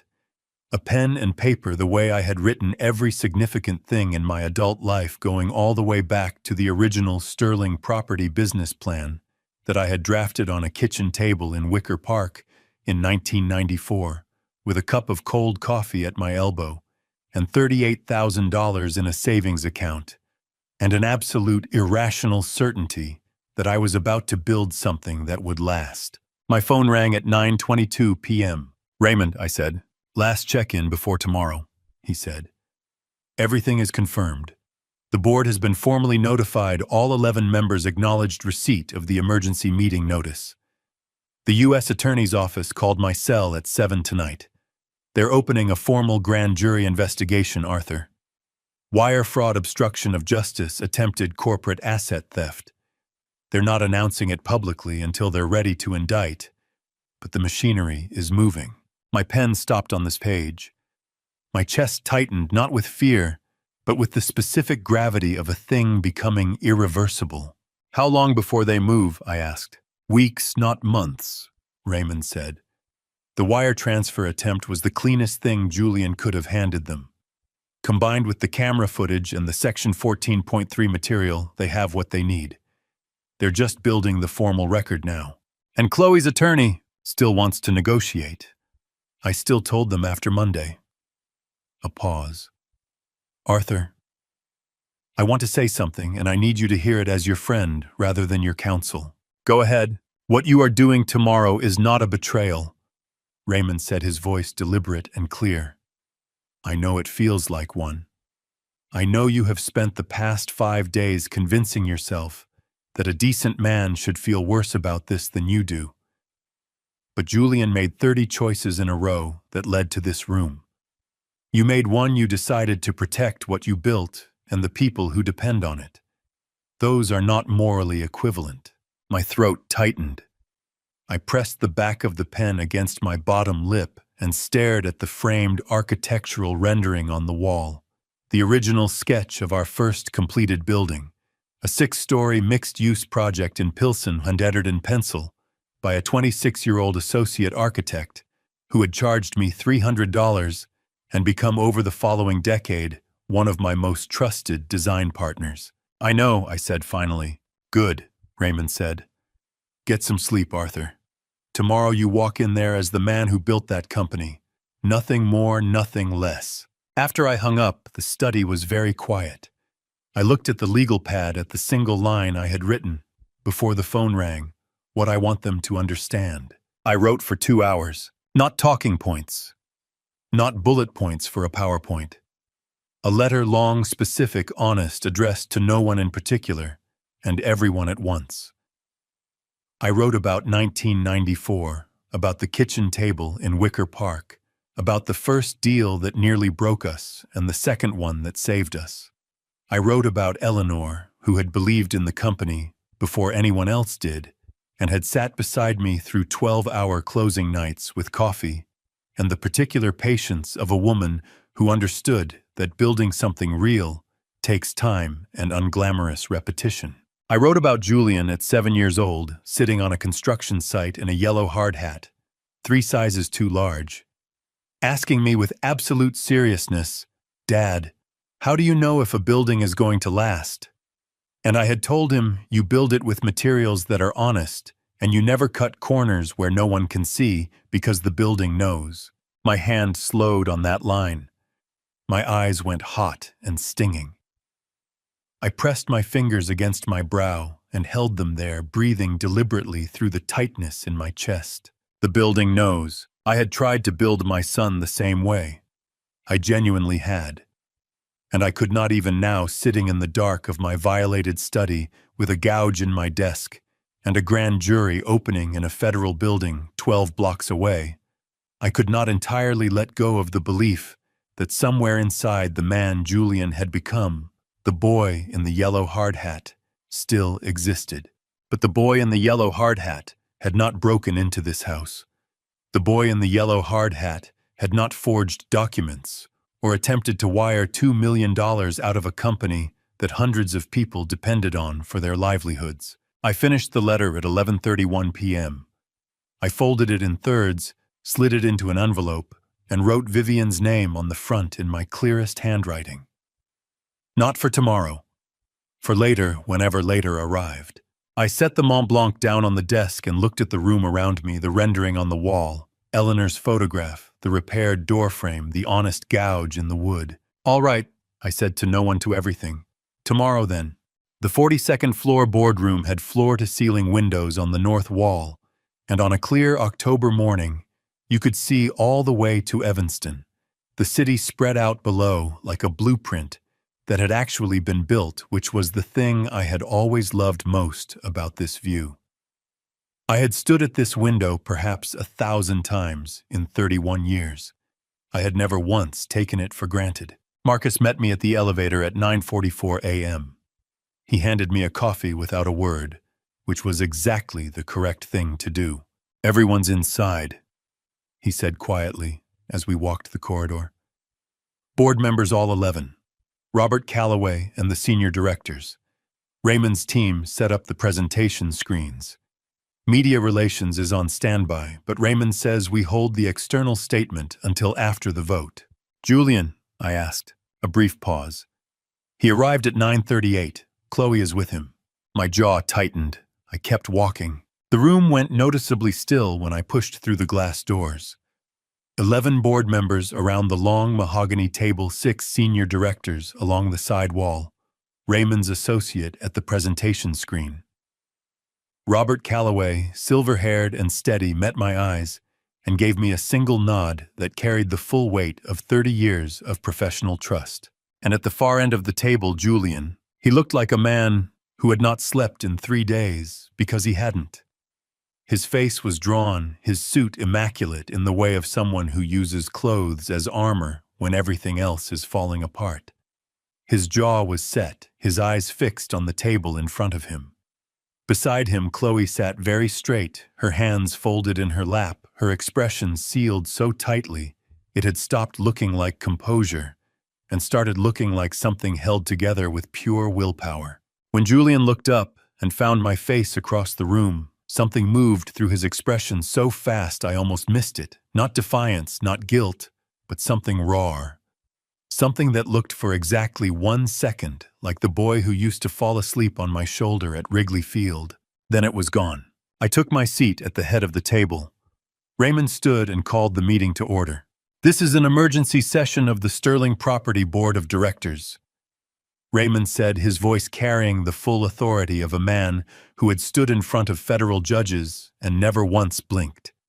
Called pursuant to Article 9 of the corporate bylaws with quorum confirmed. The agenda has 2 parts, a legal and governance presentation and a vote on executive succession. We will proceed in that order. Raymond's presentation took 31 minutes. He was precise, methodical, and completely without cruelty. He laid out the facts the way a good architect lays out a structural report, clearly, completely, without editorializing. The forged power of attorney. The attempted $8 million reserve fund transfer. The Section 14.3 violation, and the $12.4 million liability notice. The break-in at my Lincoln Park residence on the night of October 17th. The camera footage which Raymond played on the presentation screens, without preamble, Julian's voice filling the room with devastating clarity. Smash the drive, Chloe. Every piece. The room did not make a sound during the footage. Julian's hands, which had been flat on the table, curled slowly into fists. His face had gone the color of old concrete. Beside him, I watched Chloe press her lips together so hard they went white at the edges, her eyes fixed on the screen, and I saw her jaw tremble just once before she locked it back into place. When the footage ended, Raymond said simply, "The U.S. Attorney's Office opened a formal grand jury investigation as of Saturday evening. We are not in a position to discuss further details of the federal matter. What the board is asked to act on today is the corporate governance question." One of the board members, Harriet Walsh, a sharp-minded woman who had been on the Sterling board for 14 years and had never once missed a meeting, leaned forward. "Julian," she said directly, "do you have anything to say to this board before we proceed to the vote?" The room turned. Julian raised his head. His jaw was working. His eyes, when they finally moved to mine across the length of the table, were red at the rims, not quite crying, but close enough that the effort of not crying was visible on every muscle of his face. He started. His voice cracked immediately, a clean break, and he stopped. He pressed his fist against his mouth for a moment and breathed. "I wanted what should have been mine." The words landed at the room like something dropped from a great height. "Julian." My voice came out steadier than I expected and quieter. "What was yours was always going to be yours. I never told you otherwise." "You were going to give it to her," he said, and his voice cracked again on the last word, raw and awful. "You were going to hand my company to someone who wasn't even—" "Don't," I said. The single word was not loud. It did not need to be. "Don't finish that sentence. Not here, not in this room." His jaw clenched. His eyes were wet. Beside him, Chloe reached out and put her hand on his arm, but he pulled away from her, a sharp, involuntary motion, and she flinched like she'd been struck. Vivienne, who had been standing at the presentation screen, with the composed stillness of someone who has been preparing for this moment for weeks, stepped forward. "My name is Vivienne Cole," she said, addressing the board with a clarity that cut straight through the emotional wreckage in the room. "I hold a master's degree in real estate finance from Northwestern and have spent the past 8 years working in corporate restructuring. I am not here because of who my father is. I am here because I know what this company needs, and I have a plan to deliver it." She clicked to her first slide. "Let me show you." She spoke for 42 minutes. The board watched her with the focused attention of people who recognize competence when it is standing in front of them. When she finished, Harriet Walsh said, "I've seen a lot of succession presentations in 30 years. That was the best one." The vote was 9-2. Julian and Chloe did not vote. When the room began to empty, Julian stood slowly. His shoulders had dropped, the armor of his suit no longer doing the job he needed it to do. He moved toward the door without looking at me, and for a moment I thought he would simply leave, and part of me, the part that was still his father, would have let him. But he stopped at this door. His back was to me. His voice, when it came, was stripped of everything except exhaustion. "Did you know?" he said. "From the beginning, did you know what I was going to do?" I looked at the back of my son's head, the set of his shoulders, the particular way he held himself when he was trying not to break, and I felt something move through my chest like a wave that had traveled a very long distance to arrive here. "Yes," I said quietly. "I knew." He nodded once, a small broken motion, and then he walked out. Vivienne came to stand beside me. She did not say anything. She took my arm in both her hands, and we stood together at the window, looking out at the city I had helped build piece by piece for 31 years, and I breathed. The boardroom had emptied by 12:30. The last to leave was Harriet Walsh, 30 years on this board, and she still stayed to stack chairs. She paused at the glass door and looked at me with the directness that had always made her invaluable. "You did the right thing, Arthur," she said. "It wasn't easy, and it was still right." "Thank you, Harriet," I said. She nodded once and left. The click of the glass door behind her was the quietest sound I had heard all day, and somehow the loudest. I walked to my corner office at the end of the hall. 27 years in that room. Project binders going back to 1997. A north-facing window that had watched Chicago change in increments slow enough to miss if you weren't paying attention. I closed the door, sat behind the desk, put both hands flat on the surface, and breathed. The city outside was completely indifferent to what had just happened 42 floors above it. I found that oddly comforting. My phone rang at 1:14 p.m. "Raymond," I said. "She called." His voice carried the careful weight of a man delivering something he knows will land hard. "Chloe's attorney contacted the U.S. Attorney's Office directly. She's requesting a cooperation agreement." My hand tightened on the phone. "When?"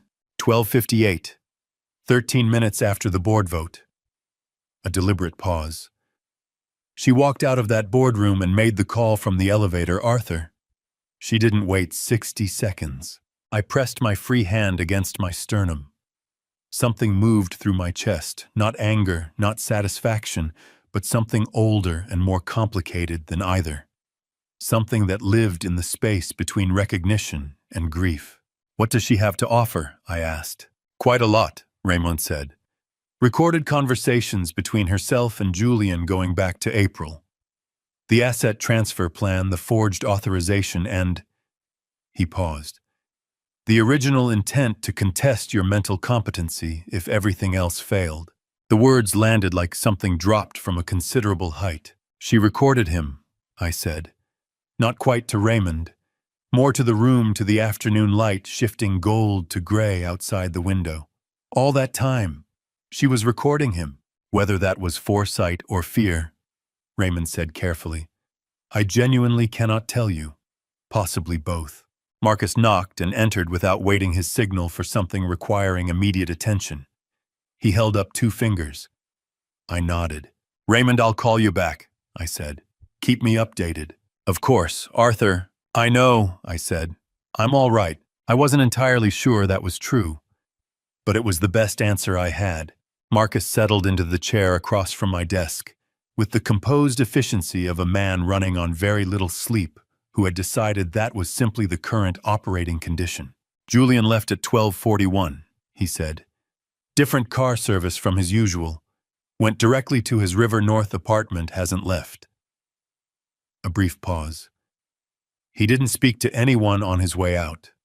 Not security, not the lobby staff, not the elevator attendant who has known him for 6 years. Something caved inward in my chest at that. 6 years. My son had walked past a man who had greeted him by name for 6 years and said nothing. That told me more about Julian's state of mind than any surveillance report ever could. "The staff?" I asked. "Shaken," Marcus said honestly. "Some of them knew him before he joined the company. Today changed the image they carried of him. But they're professional, they'll hold." He met my eyes steadily. Vivian called every department head individually during the lunch hour. 11 calls, 40 minutes. By the time she finished, 3 of them had already emailed her restructuring concerns without being asked. 11 calls in 40 minutes, I said. Robert Calloway called her first. The corner of Marcus's mouth shifted, not quite a smile, but close enough. Said he'd been waiting 2 years for someone to ask the right questions. I pressed my fingers to the bridge of my nose and breathed through the fullness in my chest. The specific kind that arrives when grief and pride occupy the same space and refuse to take turns. "She's going to be extraordinary," I said quietly. "She already is," Marcus said. Simply, the way you say something when it stopped being an opinion a long time ago. He left at 2. I worked through the afternoon, not crisis management, but the ordinary unglamorous work of transition project reports, contractor calls, and Vivian's restructuring timeline that Marcus had forwarded with the subject line. "She built this in 3 days. Thought you should see it. It was better than anything I would have built myself." Vivian appeared in my doorway at 4:47 p.m. carrying 2 coffees from the ground floor place the staff had been loyal to for 15 years. She had changed into a less formal jacket, more like the Vivian who showed up at my kitchen table with grocery bags than the one who had commanded a boardroom 4 hours ago. She handed me a cup, sat across from me, and we looked at the city through the north window. The October light was going long and amber, doing its best to be beautiful before it disappeared entirely. "How are you doing?" she asked. Not the polite version, the real one. "I feel like I won something I'm not sure I wanted to win," I said honestly.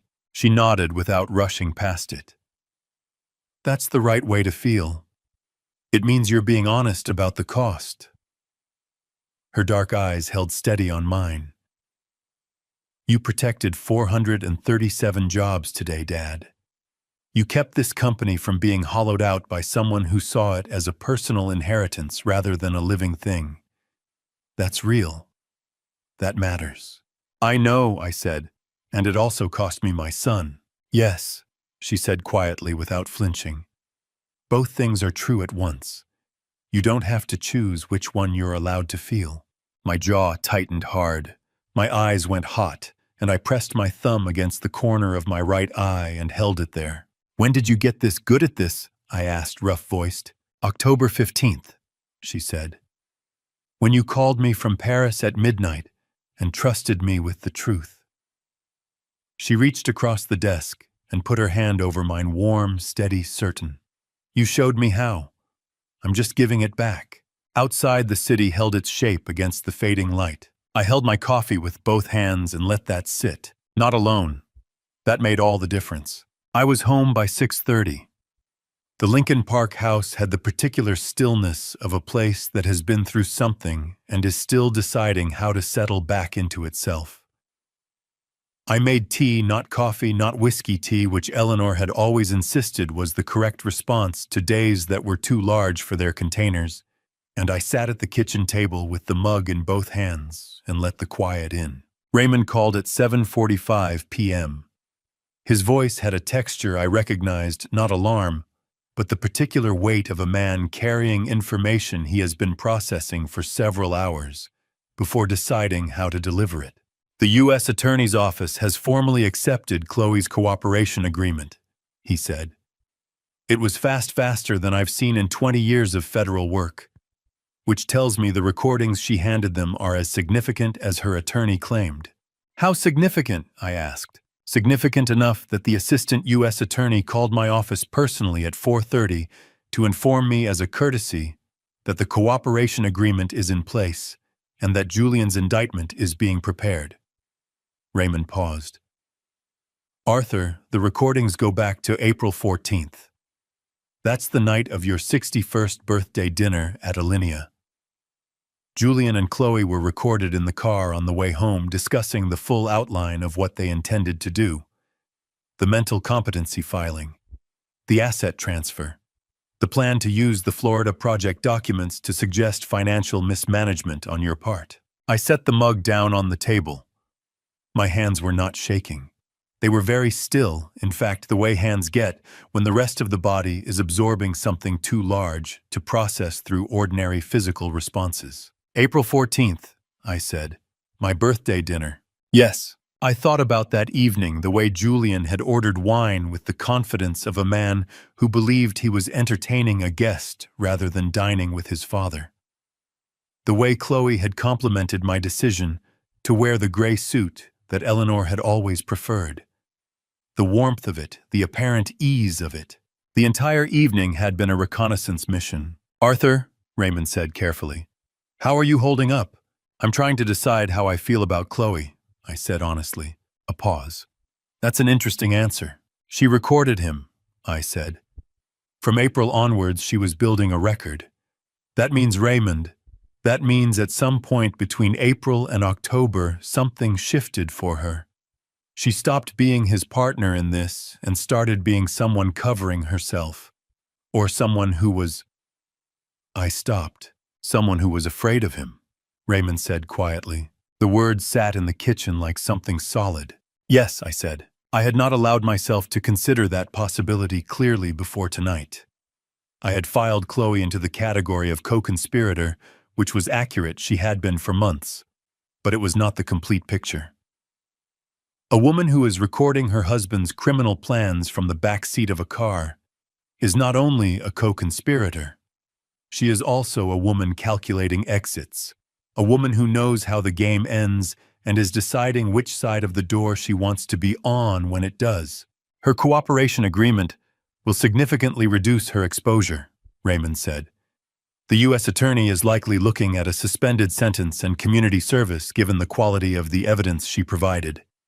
She'll be required to testify against Julian. And Julian, I asked, wire fraud, obstruction of justice, attempted corporate asset theft, and now with the April recordings, conspiracy to commit fraud. He is looking at a minimum of 7 years federal, Arthur. Likely more. 7 years. I pressed my hand flat against the kitchen table and looked at the wood grain at the same table where Vivian and I had eaten pasta 12 hours ago, where Eleanor and I had eaten breakfast for 22 years, where Julian, at 15 years old, had sat across from me on a Sunday morning and told me he wanted to work in the company someday. I want to build things too, Dad. Like you. Raymond, I said, and my voice came out rougher than I intended. Does Julian know about Chloe's agreement? His attorney was notified at 5 p.m., Raymond said. Standard procedure. I thought about Julian in his River North apartment, receiving that notification. Learning that the woman who had sat beside him at the board meeting, who had been his partner in every plan, every scheme, every calculated move for the past 6 months, had handed him to the federal government in exchange for her own freedom. Something moved through my chest that had nothing to do with justice and everything to do with the specific cellular grief of watching a person discover they have been completely alone in something they thought they were doing together. I want you to do something for me, I said to Raymond. Outside of your legal capacity. Personal. Name it. Find out if Julian has anyone with him tonight. Family, a friend, anyone. Not to interfere, I won't contact him. I understand the legal situation. But I need to know he's not alone in that apartment. A beat of quiet on Raymond's end. Then I'll make some calls. Thank you, Arthur. Raymond's voice was very even. What you just asked me to do, asking whether the son who tried to destroy your company has someone with him tonight. That's not the behavior of a man who won something cold. You understand that, right? My eyes went hot. I pressed my fingers against the bridge of my nose hard enough that I felt the cartilage. I'm still his father, I said. That doesn't stop because a federal grand jury opened. No, Raymond said. It doesn't.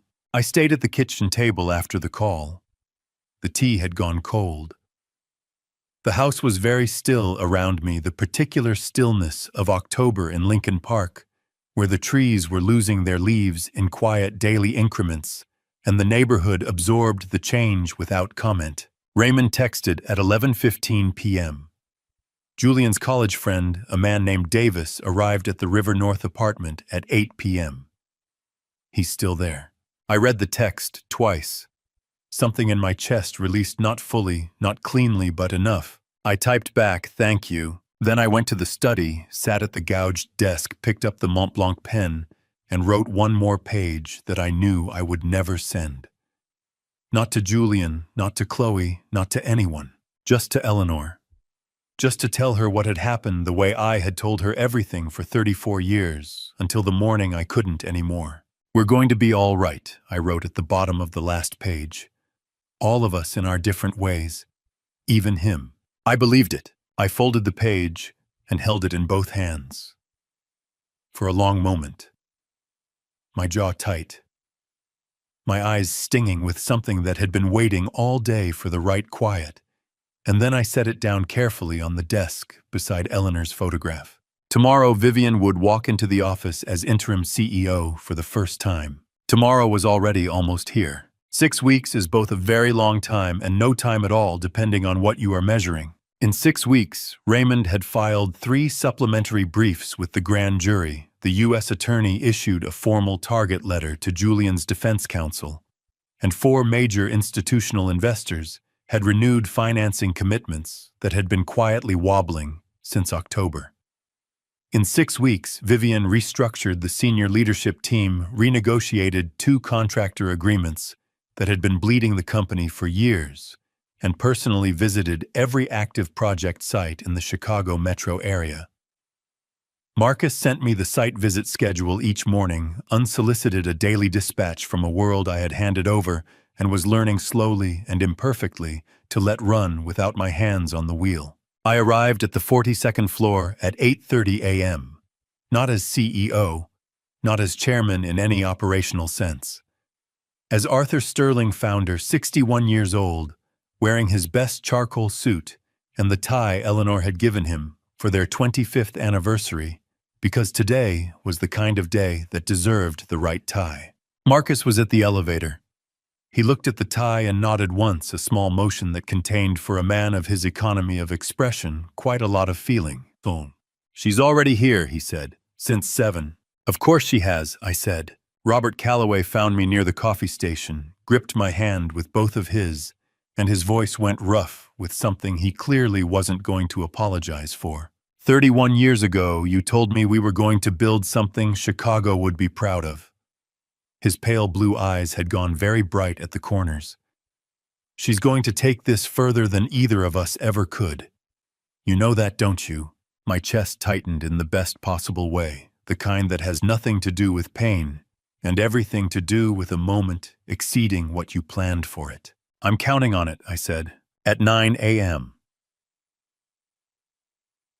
Marcus stepped forward and said simply, "I'd like to introduce your new Chief Executive Officer of Sterling Property, Vivian Cole."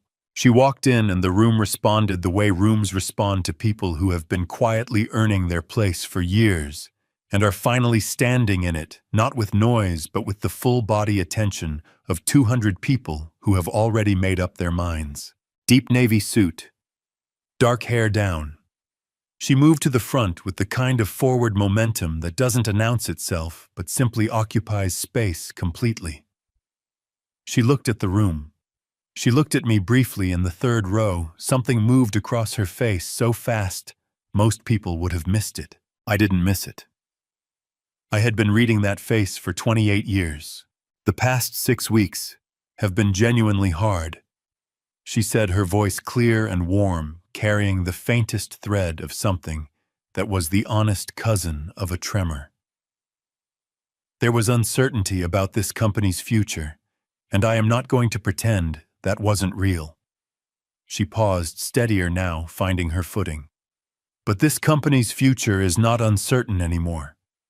We have a plan, we have financing, and we have something more important than both 31 years of reputation that no one can take from us.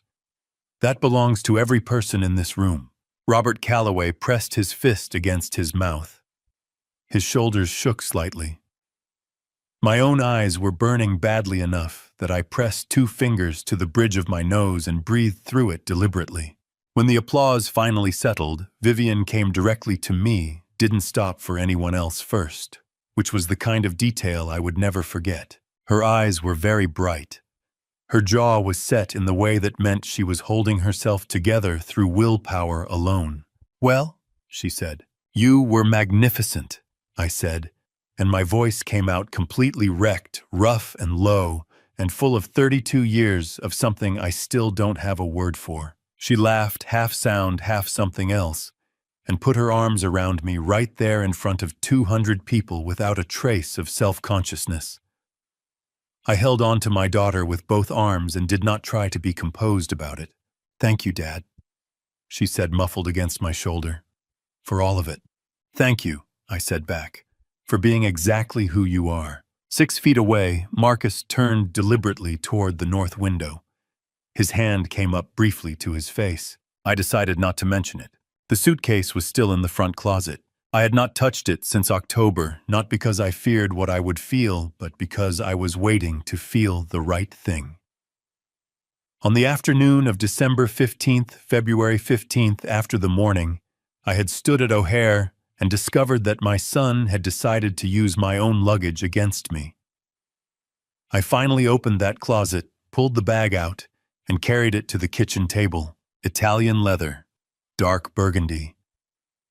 Eleanor had chosen it. She had an eye for things built honestly and meant to hold. I unzipped it and looked inside. Empty. Clean. Whatever Julian had placed in it was long since catalogued by Raymond's team, filed as evidence in a federal case building quietly toward its conclusion 12 blocks away. But I needed to open it. I needed to see it in good light for exactly what it was, a well-made object that had survived being used against its purpose and was still fundamentally itself. I zipped it back up and put it at the foot of the bed where it belonged. Then I made coffee, settled into the armchair by the living room window, and called Vivian. She picked up on the second ring the way she always did. "How was your day?" I asked. "Long," she said, and I could hear the smile in it. We closed the Evanston refinancing at 3. Robert Calloway cried actual tears and was completely unapologetic about it. Marcus brought a cake with the company logo in blue frosting. I laughed genuinely, the kind that surprised me with its own ease. "He's been doing that since 2009. "I know." Her voice softened. "He told me about the cake after Mom passed, how he brought one to the office because he didn't know what else to do, and everyone just sat together and talked about her." My throat tightened. The December light through the window was low and amber, the kind that makes everything look like a memory while you're still living inside it. "Lemon cake," I said roughly. "March 2019. She would have found it completely absurd and also exactly right. She would have," Vivian said, warm and certain. We talked without urgency about her new hire, who had pushed back on 3 of Vivian's assumptions in a 30-minute interview and been offered the job on the spot. About Raymond's call that morning, the grand jury and its final phase news expected in January. "How are you feeling about it?" she asked. "Grateful," I said honestly. "Profoundly in my bones grateful. 31 years of building something honest turned out to be the only plan I ever needed." Her voice, when it came back, was not entirely steady. "I love you, Dad." Just plainly. No reason attached. My eyes went hot. I pressed the back of my hand against them and held it there, not hiding, just holding. "I love you too," I said. "I have since the Tuesday afternoon you arrived in my office and changed everything without knowing it." After we hung up, I sent one last text. The Evanston refinancing. Eleanor would have loved that one. She always liked Evanston. Her response came back in under 30 seconds. No punctuation. "Perfectly her. Then we'll dedicate it to her." I set the phone down. Outside, Chicago went on doing what it always had, building, rebuilding, making room for whatever came next. I was 61 years old. I had a company in better hands than mine, a house that had been broken into and was still standing, a gouge in my desk I had decided to keep, and a daughter who answered on the second ring. That was enough. That was in fact everything. People ask me sometimes how I got through it. An old man, 61 years old, watching everything he built nearly come apart at the seams, and still choosing strategy over rage, patience over panic. Honestly, I don't have a clever answer for that. What I have is this: somewhere in the middle of those sleepless nights in Paris, I remembered something my mother used to say when I was a boy. "Arthur, God doesn't give you the storm to break you. He gives it to you so you find out what you're actually made of." I'm not a man who talks about faith often, but I held on to that sentence like a handhold on a very dark climb, and I am not ashamed to say so. Here is what I learned the hard way. The only way that actually sticks. I gave my son everything except the one thing that would have saved him the experience of earning it. Don't be like me in that. Love your children fiercely, but let them build their own calluses. A person who has never carried weight doesn't know how to stand when the weight arrives. And this is my personal conviction, for whatever it is worth coming from an old man in a Lincoln Park armchair legacy is not what you leave behind. It's who you raise up to carry it forward. Vivian didn't inherit sterling property. She earned it. That distinction is everything. These are grandpa stories that don't end neatly. Real family story rarely does. But if this grandpa story's found you at the right moment, If something in this family story made you think about your own people, your own choices, then share it with someone who needs to hear it. Leave a comment below and tell me what would you have done differently. And if stories like this one matter to you, subscribe because there is more coming, and the next ones go even deeper. Thank you from the bottom of my heart for staying until the very last word. It means more than you know. One final note. The stories ahead contain some fictionalized elements constructed entirely for storytelling and reflection. If that's not the kind of content you're looking for, no hard feelings at all, step away and find what serves you better. But if you're staying, I'm glad you're here. This family story is just getting started.